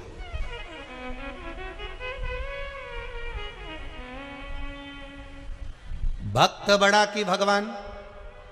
भक्त बड़ा। अब भक्त बड़ा तो जो भक्त भगवान की भक्ति में डूबा रहता है, शंकर भगवान राम जी की भक्ति में डूबते हैं। शंकर जी राम जी की भक्ति में डूबते हैं और राम जी जम के बोलो शंकर जी की। राम जी शिव की भक्ति में और शिव राम की भक्ति। अब शंकर जी की भक्ति कौन कर रहे हैं? राम जी। तो शंकर जी से पूछा जाए कि कौन बड़ा, तो के भक्त बड़ा। तो शंकर जी के भक्त हैं राम जी, तो शंकर जी की निगाह में राम जी जम के बोलो बड़े हो गए। अब राम जी भक्ति कर रहे हैं शंकर जी की, तो राम जी की निगाह में भक्त बड़ा, तो भक्त शंकर हैं, तो राम जी की निगाह में बड़ा कौन है? शिव जी। मेरा ओघड़दानी बड़ा, मेरा शिव बड़ा। कृष्ण की निगाह में शिव बड़े हैं, शिव की निगाह में कृष्ण बड़े।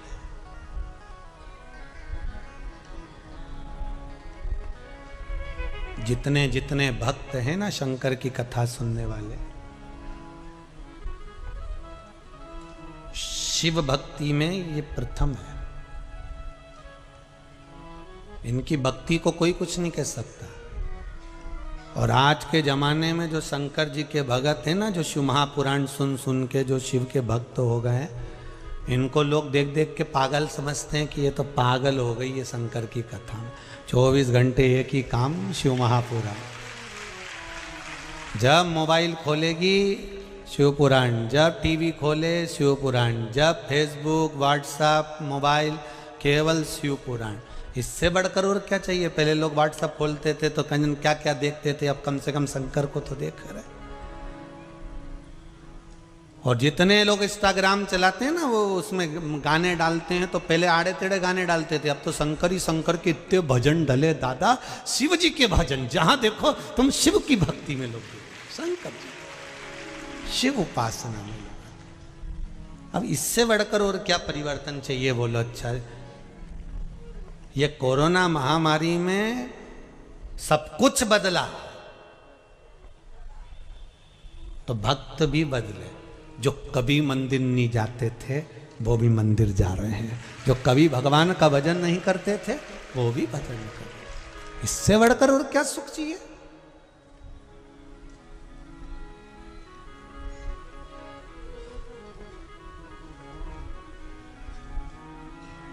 और फिर सुन लो रे धान के कटोरे वाले,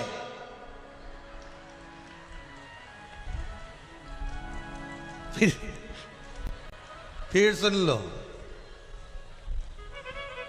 इस्पात नगरी में रह रहे हो, लोहे की नगरी में, लोहा यहां पर बहुत बनता है। एक पहले कथा कही थी, लोहा सोचे कि मेरे बराबर कोई दम नहीं किसी में भी, तो लोहे से ज्यादा कठोर होती है अग्नि, जो लोहे को गला देती है। और अग्नि सोचे कि मैं कठोर, तो अग्नि से ज्यादा कठोर होता है पानी, जो एक लोटा डालते ही अग्नि को बुझा दे। और पानी सोचे कि मेरे बराबर कोई नहीं, तो उससे बड़ा कठोर होता है मनुष्य, लोटा में भर के डकार जाता है, इतना कठोर। तो मनुष्य सोचे कि मेरे बराबर कोई नहीं, तो मनुष्य भी ध्यान रखना तुमसे ज्यादा कठोर होती है बीमारी, जो अच्छे अच्छे पहलवान को भी निकल जाती है। और बीमारी सोचे कि मेरा कुछ नहीं बिगड़ सकता, तो बीमारी से भी ज्यादा कठोर होता है मेरा कालों का काल महाकाल, जो बीमारी को ही निकल जाता है, बीमारी को जो निकल गया। तो जितने इस्पात नगरी में रह रहे हो, धान के कटोरे के अंदर जितने बैठे हो, इसीलिए हमने सोचा था हर जगह पे जो डूम बनता था वो ऐसा बनता था, इनने कटोरा जैसा क्यों बनाया। समझ में आ गया कि धान के कटोरे में कथा है। अब वो समझ में आ गया हमको कि ये गोल क्यों बनाया, इतना में तो हम समझ गए हो।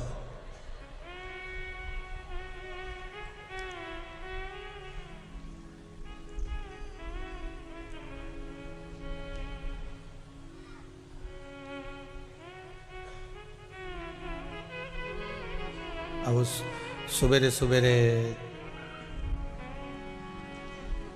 5-6 बजे हम यहाँ पहुँचे भिलाई, तो ये कामाख्या सेवा समिति की माताएं और भाई लोग वहाँ आए लेने के लिए। तो वो सब पाँव धो रही थी वहीं बस स्टैंड के पास में, वहीं चौराहे पे, और वो पुल के पास में सब पाँव धोए। तो वो एक दूसरे से के तू धो ले, फिर वो धोए, फिर वो धोए, फिर वो धोए। अब हमने कहा एक ही धो लो, बाकी का सब हाथ लगा लो। तो सबने हाथ लगाया, तो वो उसके पास में उसका भेरू बैठा था। अब सबने हाथ वो भेरू को लगा लिया। अब वो भेरू का हाथ लगाया, तो जो पास में बैठी थी उन्हें जो आंख से देखा तो सब पलट गए। हमने कहा जय हो मेरी कामाख्या मैया, गजब, जोरदार। तो भक्त भक्त होता, उसको भजन में कुछ शुद्धता ना आ रहा है। और शिव महापुराण की यही सबसे बड़ी आनंदता कि आपको आग लगे बस्ती में और अपन रहो, अपने मस्त रहिए। जो ज्यादा गाली दे, ताना दे, अपशब्द बोले, जो तुमको ताने पर ताना दे, तुम और जोरदार खजूर वाली चोटी बना और ऐसा बक्कल लगाओ ऐसा वाला, और फिर निकलो, जा बोलते रहे, बोले। अपन तो अपनी भक्ति करो, शंकर के भजन में डूबे रहो, राम नाम कृष्ण नाम में डूबो, अपने क्या करना।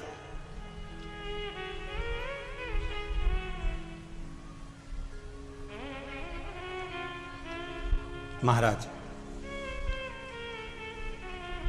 राम की दृष्टि में शंकर बड़े हैं, शंकर की दृष्टि में राम बड़े हैं, कृष्ण की दृष्टि में शिव बड़े हैं, शिव की दृष्टि में कृष्ण बड़े हैं। क्योंकि भगवान कह रहे हैं मुझसे बड़ा मेरा भक्त होता है, भक्त मुझसे बड़ा है, तो जो भगवान की भक्ति करता है भगवान उसको बड़ा समझ लेते हैं।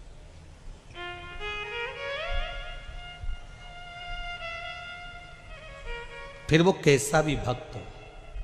देवराज नाम का ब्राह्मण चोरी का धन लेकर शंकर जी के मंदिर में गया था। ब्राह्मण देवता कथा सुना रहे थे और एक क्षण की कथा उसके कानों में पड़ गई और वहां से वो चल दिया। अब जो ब्राह्मण देवता कथा सुना रहे थे उनको क्या मालूम था कि चोर है, वो तो भक्त समझ रहे थे।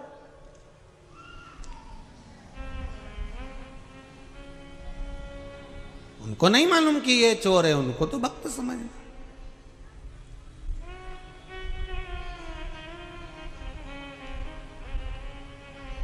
जैसे बेलपत्र के वृक्ष के नीचे चढ़ाया गया पानी हमारे पितरों को प्राप्त हो जाता है, शिव जी को चढ़ाया गया पानी 33 कोटि देवताओं को प्राप्त हो जाता है। उसी तरह भगवान देव अधिदेव महादेव को समर्पित करा गया एक बेलपत्र 3 लोक के हमारे संपूर्ण देवी देव जो भी विराजमान है उन सबको प्राप्त हो जाता। जल की बड़ी महत्वता है कि जल शिवजी को जब चढ़ाया जाता है, जल जब हम बेलपत्री के पेड़ के नीचे चढ़ाते हैं, पीपल के वृक्ष के नीचे जल चढ़ाते हैं, आंवले के वृक्ष के नीचे जल चढ़ाते हैं, तो उसकी कितनी कितनी महत्वता होती है।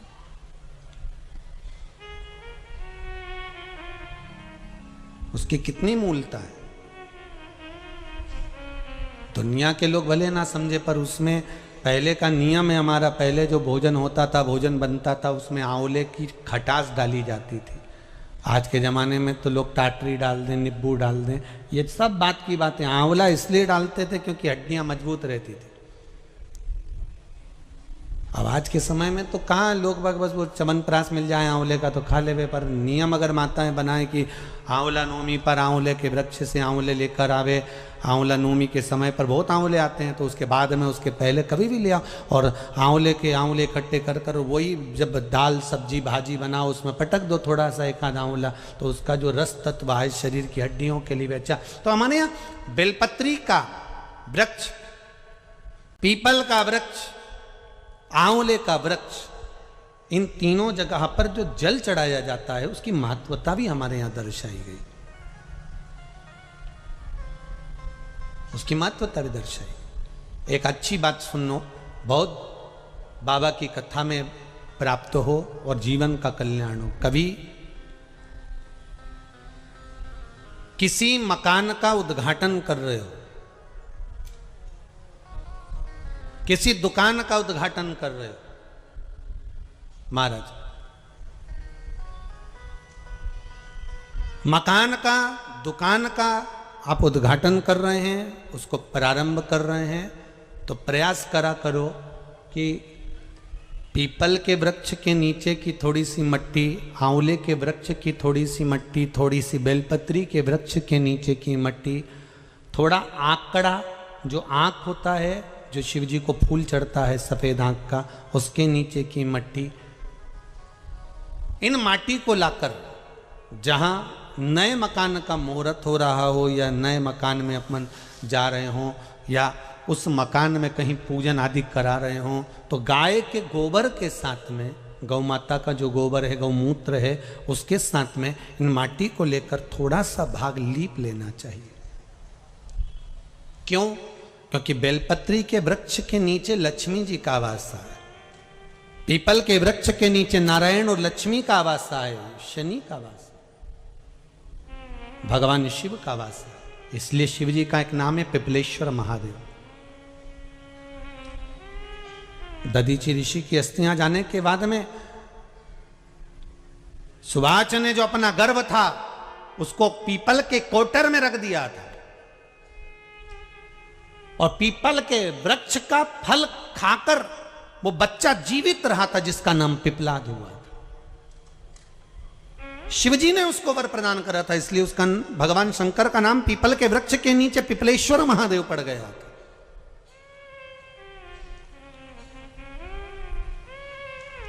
भगवान शिव का नाम पिपलेश्वर महादेव। तो यहाँ जो नारायण, भगवान विष्णु, भगवान ब्रह्मा, भगवान शिव आंवले के वृक्ष के नीचे विराजमान है अपनी अपनी संगनी के साथ, तो वहां की मिट्टी सुख प्रदान करती है। पीपल के वृक्ष के नीचे की मिट्टी सुख प्रदान करती है, बेलपत्री के वृक्ष के नीचे की मिट्टी सुख प्रदान करती है, हमको आनंद की अनुभूति करा देती है।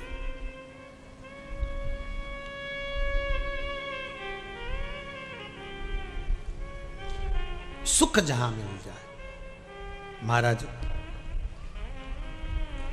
शिव महापुराण की कथा कह रही है, देवराज नाम का ब्राह्मण थोड़ा सा कथा का रसास्वादन कर कर, ब्राह्मण देवता को नहीं मालूम कि ये चोर है, उन्होंने तो उसको भक्त समझा कि कथा सुनने के लिए आया है।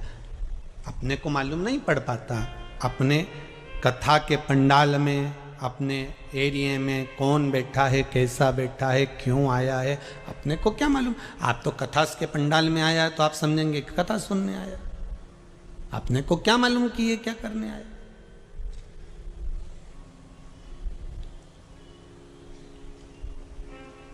हमें अंदाजा नहीं है कि वो क्या करने के लिए आया, हमें तो अंदाजा इस बात का है कि वो कथा सुनने के लिए आया, कथा श्रवण कर रहा है। अब शिव महापुराण की कथा कहती है, देवराज को कथा सुनी, ब्राह्मण देवता ने अपने मन से बातचीत थी, पर देवराज का मन शिव महापुराण में नहीं लग पाया था। होता है ऐसा, कथा में जानकर बैठने वाला बैठ जाता है और उसका मन नहीं लगता। तो कई लोग कहते हैं गुरुजी आपने तो कथा कही, उसने नहीं सुनी, तो आपको कैसा लगेगा, उसने श्रवण ही नहीं करी। तो हमारा निवेदन फिर वही है,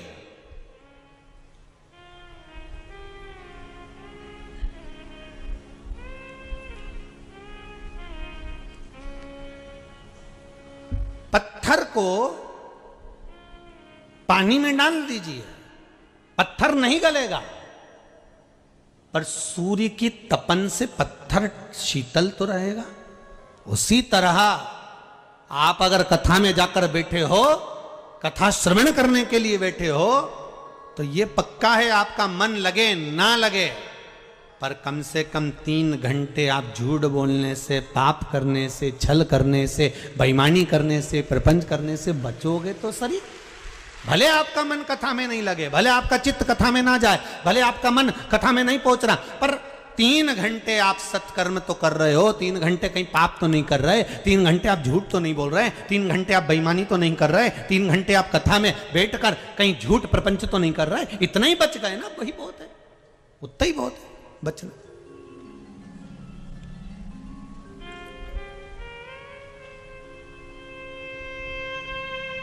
तीन घंटे ये चित्त कथा में पहुंचे।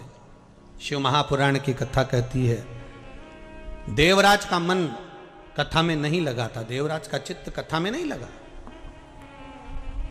और देवराज का जब मन कथा में नहीं लगा, देवराज का चित्त जब कथा में नहीं लगा, तो देवराज ने ये बात अपनी चित्तवृत्ति में उतार ली और गया। और मंदिर से बाहर निकलने के बाद एक बेलपत्री के पेड़ के नीचे उसका जब प्राण छूटे, एक बेलपत्री के वृक्ष के नीचे जब उसके प्राण निकले, तब भगवान शिव नंदी लेकर खड़े हुए थे। तो देवराज के मन में यह बात आ गई कि मैंने कथा सुनी नहीं, मैंने कथा नहीं सुनी है। और अगर मैंने कथा नहीं सुनी है तो फिर आखिर भोलेनाथ शंकर मेरे लिए नंदी लेकर क्यों आ गए। तो स्वयं देवराज ने शिव जी से पूछा कि प्रभु मेरा मन कथा में नहीं लगा, मेरा चित्त कथा में नहीं लगा, मैं कथा में नहीं पहुंचा, फिर आप नंदी लेकर कैसे आ गए। शंकर भगवान ने कहा उसका एक कारण था देवराज, कि एक तो तू शिव मंदिर के दरवाजे पर पहुंच गया, दूसरा तेरा मन लगा ना लगा पर तू शिव महापुराण में जाकर बैठ गया, और तीसरा तूने जहां प्राणों को त्यागा, ये बेलपत्री के वृक्ष की छांव है जिसके नीचे तूने प्राणों को त्यागा, इसलिए मैं स्वयं तुझे लेने के लिए आया हूं,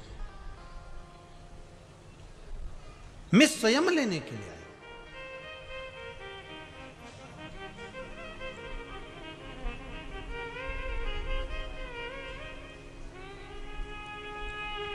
एक दान छोटा सा होता है और एक दान बड़ा सा होता है। बहुत अच्छी भाषा में समझिएगा इसको। आपने किसी को तुलसी का इतना सा पौधा दिया, आपने किसी को बेलपत्री का एक काली सी पॉलिथीन में इतना बड़ा पौधा दिया।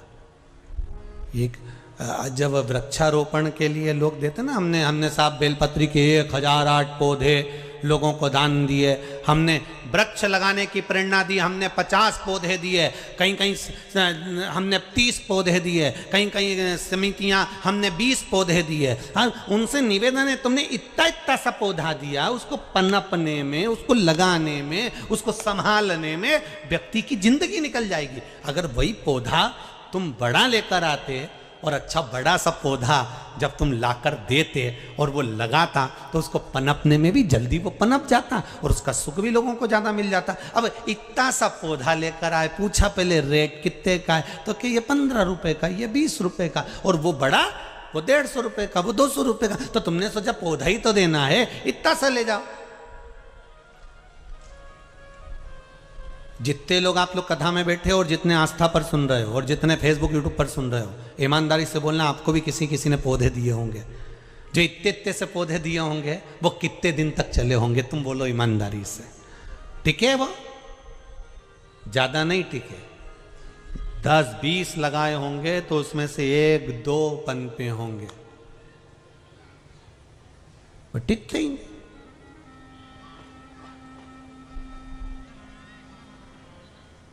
जैसे बेलपत्री के पौधे का दान छोटा दिया जाता है, तो वो बेलपत्री का पौधा तो तुमने दिया, तुमने दान भी किया, तुमने पुण्य भी करा, तुमने सत्कर्म भी करा, पर 10 लोगों को देने से अच्छा है। 10 रुपए का एक पौधा था, 10 लोगों का पौधा एक जगह लेकर आते, 100 रुपए का इतना बड़ा पौधा खरीदते और उसको कहीं एक जगह लगवा देते, तो उसका दान का एक आनंद दूसरा हो जाता।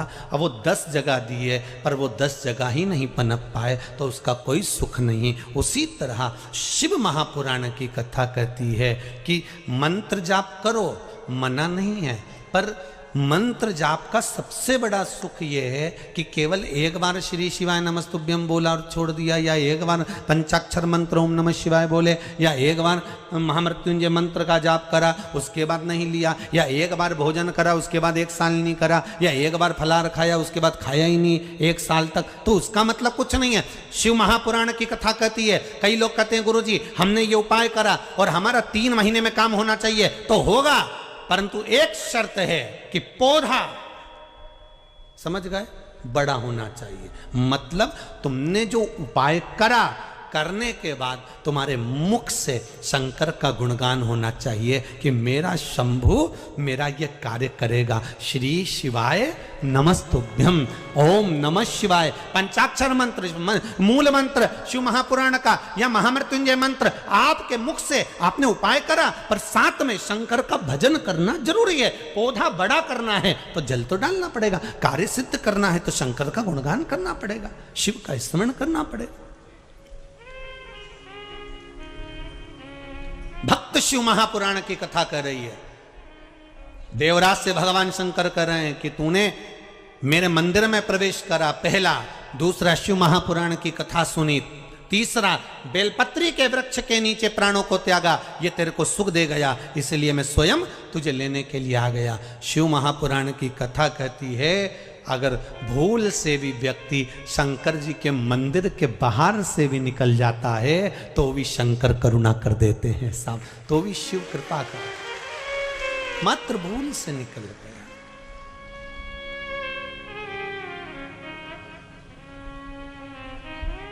इतना तो करना स्वामी जब प्राण तन से निकले, गोविंद नाम लेकर फिर प्राण तन से निकले।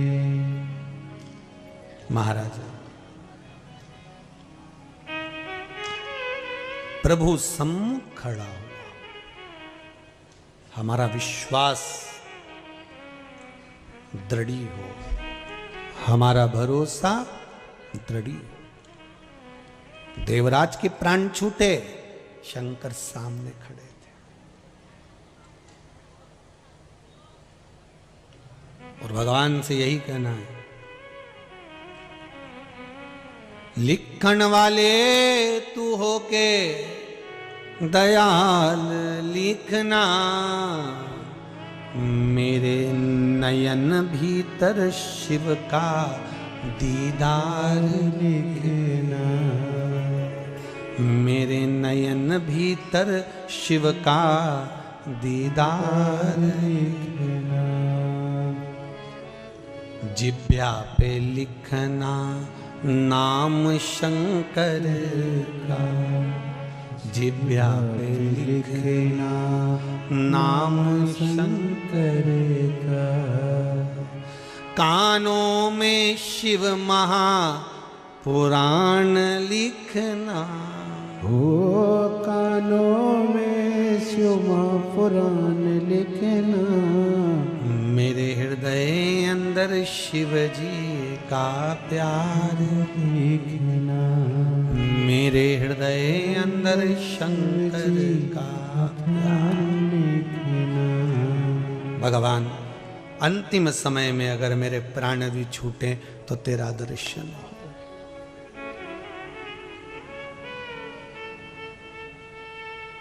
भक्त क्या चाहता है भगवान से?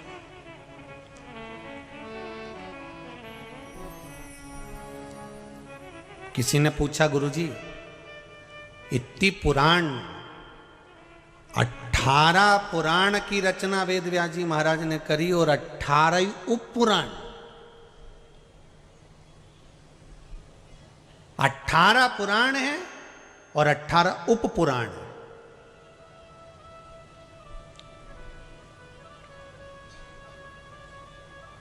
अब देखिए, 18 पुराण और 18 उपपुराण में किसी पुराण में उपाय नहीं लिखे, केवल शंकर भगवान की शिव महापुराण में वेद व्यास जी ने एक एक चीज लिख कर दे दिया कि ये चढ़ाना तो इससे ये फल मिलेगा।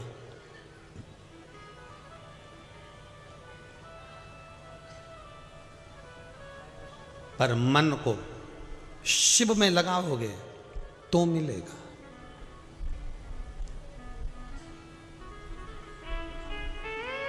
एक भगत बड़ी सुंदर लाइन गाते थे महाराज कि प्रीत करो सो ऐसी कर जो जैसे लोटा डोर, और गलो फसावे आपनो जी रे पानी पीवे कोई और, काना प्रीत निभाजो जी मने भूल सर मत जाना। अगर प्रीत करो तो ऐसी करो। तो लोग कहते हैं गुरुजी 18 पुराण 18 उप पुराण, इतनी पुराने होने के बाद सारी पुराण में कहीं नहीं लिखा, केवल एक शिव महापुराण में लिखा कि शंकर को ये चीज, काली तिल चढ़ाना, काली मिर्च चढ़ाना, ये चढ़ाना, वो चढ़ाना, शिव को चढ़ाने से ही फल मिलता है। और ये चीज चढ़ाना, ये चीज रखना, ऐसी बेलपत्र चढ़ाना, बेलपत्री की डंडी का मुख इधर होना चाहिए।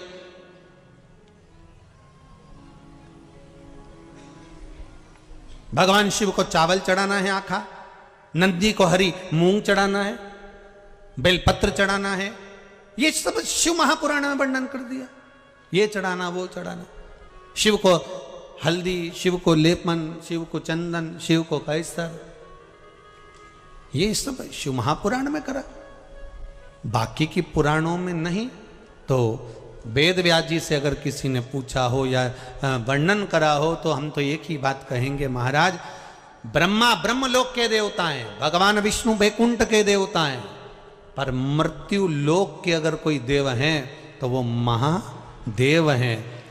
मृत्यु लोक का देव महादेव हैं, तो मृत्यु लोक के इस देवता को लगा कि ये सब मेरी संतान है, ये सब मेरी औलाद हैं, और मेरे घर के बच्चे अगर दुखी रहेंगे तो मुझे दुख होगा। इसलिए शिव की कथा में सारे दुख का निवारण वेद व्यास जी ने लिख दिया कि सब दुख कटना का एक ही निवारण, शंभु शरणे पड़ी मांगू घड़ी रे घड़ी, दुख काटो दया करी न दर्शन। हे बाबा, हमारे दुख को मिटाने का केवल एक साधन हो सकता है, वो शिव की भक्ति है, शंकर का स्मरण है, शंकर का अनुमोदन है। कैसे मिलेगा शिव? हम घर से भाग जाएं शंकर को पाने के लिए, हम कहीं चले जाएं शिव को पाने के लिए? नहीं नहीं भाई। एक राजा एक घोड़े पर बैठकर गया और लोहे का काम हो रहा था, घोड़े को प्यास लग रही थी, घोड़ा आगे बढ़ नहीं रहा था।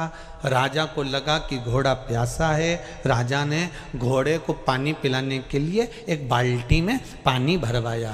एक भाई को बुलाया, इसमें पानी भरो। घोड़ा पानी पीने के लिए मुंह डाला बाल्टी में। जैसे ही उसने बाल्टी में मुंह डाला, इतने में लोहा पीटने वाले लोहा पीटना चालू करे। फट फट जैसे ही खट खट देना चालू करा, इसका घोड़ा पानी पिए और बिच के, घोड़ा पानी पिए और बिच के, इधर से फट की आवाज आए और घोड़ा बिच के, फिर खटर की आवाज आए, फिर बिच के, फिर खटर की आवाज आए, फिर बिच के। राजा ने, जितने लोग लोहे का काम कर रहे थे, राजा ने उनसे कहा, भैया मेरा घोड़ा पानी पी रहा है, थोड़ी देर ये खटर पटर बंद कर दो। एक दो दुकान वाले ने बंद कर दी, घोड़ा फिर पानी पीना चालू करा, इधर वाले ने चालू कर दी खटर पटर, फिर घोड़ा बिच के। राजा फिर उधर गया, उधर वालों से कहा, भैया मेरा घोड़ा पानी पी रहा है, तुम ये खटर पटर बंद कर दो। घोड़े ने पानी पीना चालू करा, उधर वालों ने बंद करी, इधर वालों ने फिर चालू कर दी। राजा बड़ा दुखी हो गया। इतने में एक संत निकल कर जा रहे थे। संत ने कहा, महाराज क्या हुआ? घोड़ा पानी नहीं पी पा रहा, ये खटर पटर के कारण। संत ने कहा, महाराज ये खटर पटर जिंदगी में कभी खत्म नहीं होने वाली। घोड़े से कह दो पानी पीना हो तो पी ले आए। अपने मन को इसी खटर पीटर में पानी पीने की आदत डाल लेना चाहिए।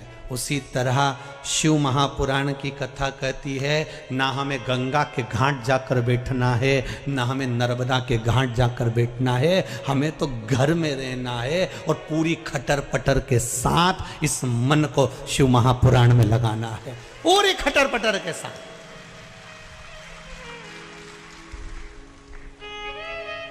पोता इधर से खींचेगा, दादी दादी इधर से नाती खींचेगा, इधर से पंती खींचेगा।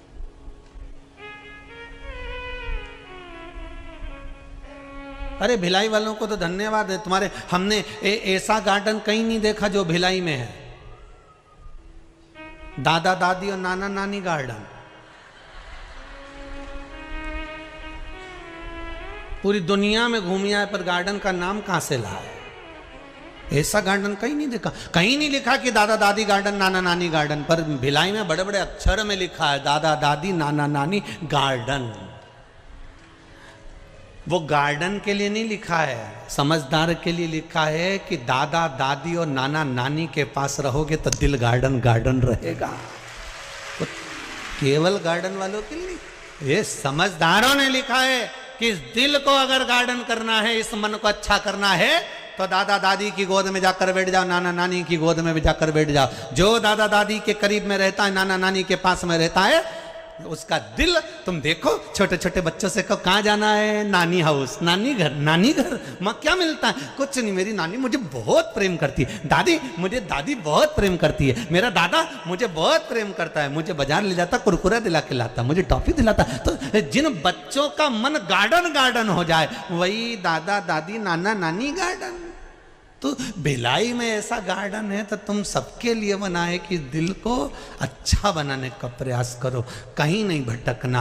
भक्त से भगवान है और भगवान की मूलता भक्त है। भक्त भगवान है और भगवान की मूलता भक्त। कुछ उपाय जीव करता है, उसको अधिक फल की प्राप्ति होती है। करुणा सागर भगवान शिव तो एक निरंतर जीव का कल्याण करने वाले हैं, पर वो करुणा सागर भगवान शिव की भक्ति को करना, अपने जीवन में धारण करना, अपने जीवन में उतारना और उस भक्ति के बल पर भगवत स्मरण में लग जाना, ये एक आनंद की अनुभूति है। एक तो कठिन है मानव की देह और दूसरा कठिन है भगवान का भजन, भगवान का स्मरण। अगर मान लो मानव का शरीर मिल भी जाता है, मानव का शरीर प्राप्त भी हो जाता है, तो भी जीव भगवान की भक्ति को धारण नहीं कर पाता।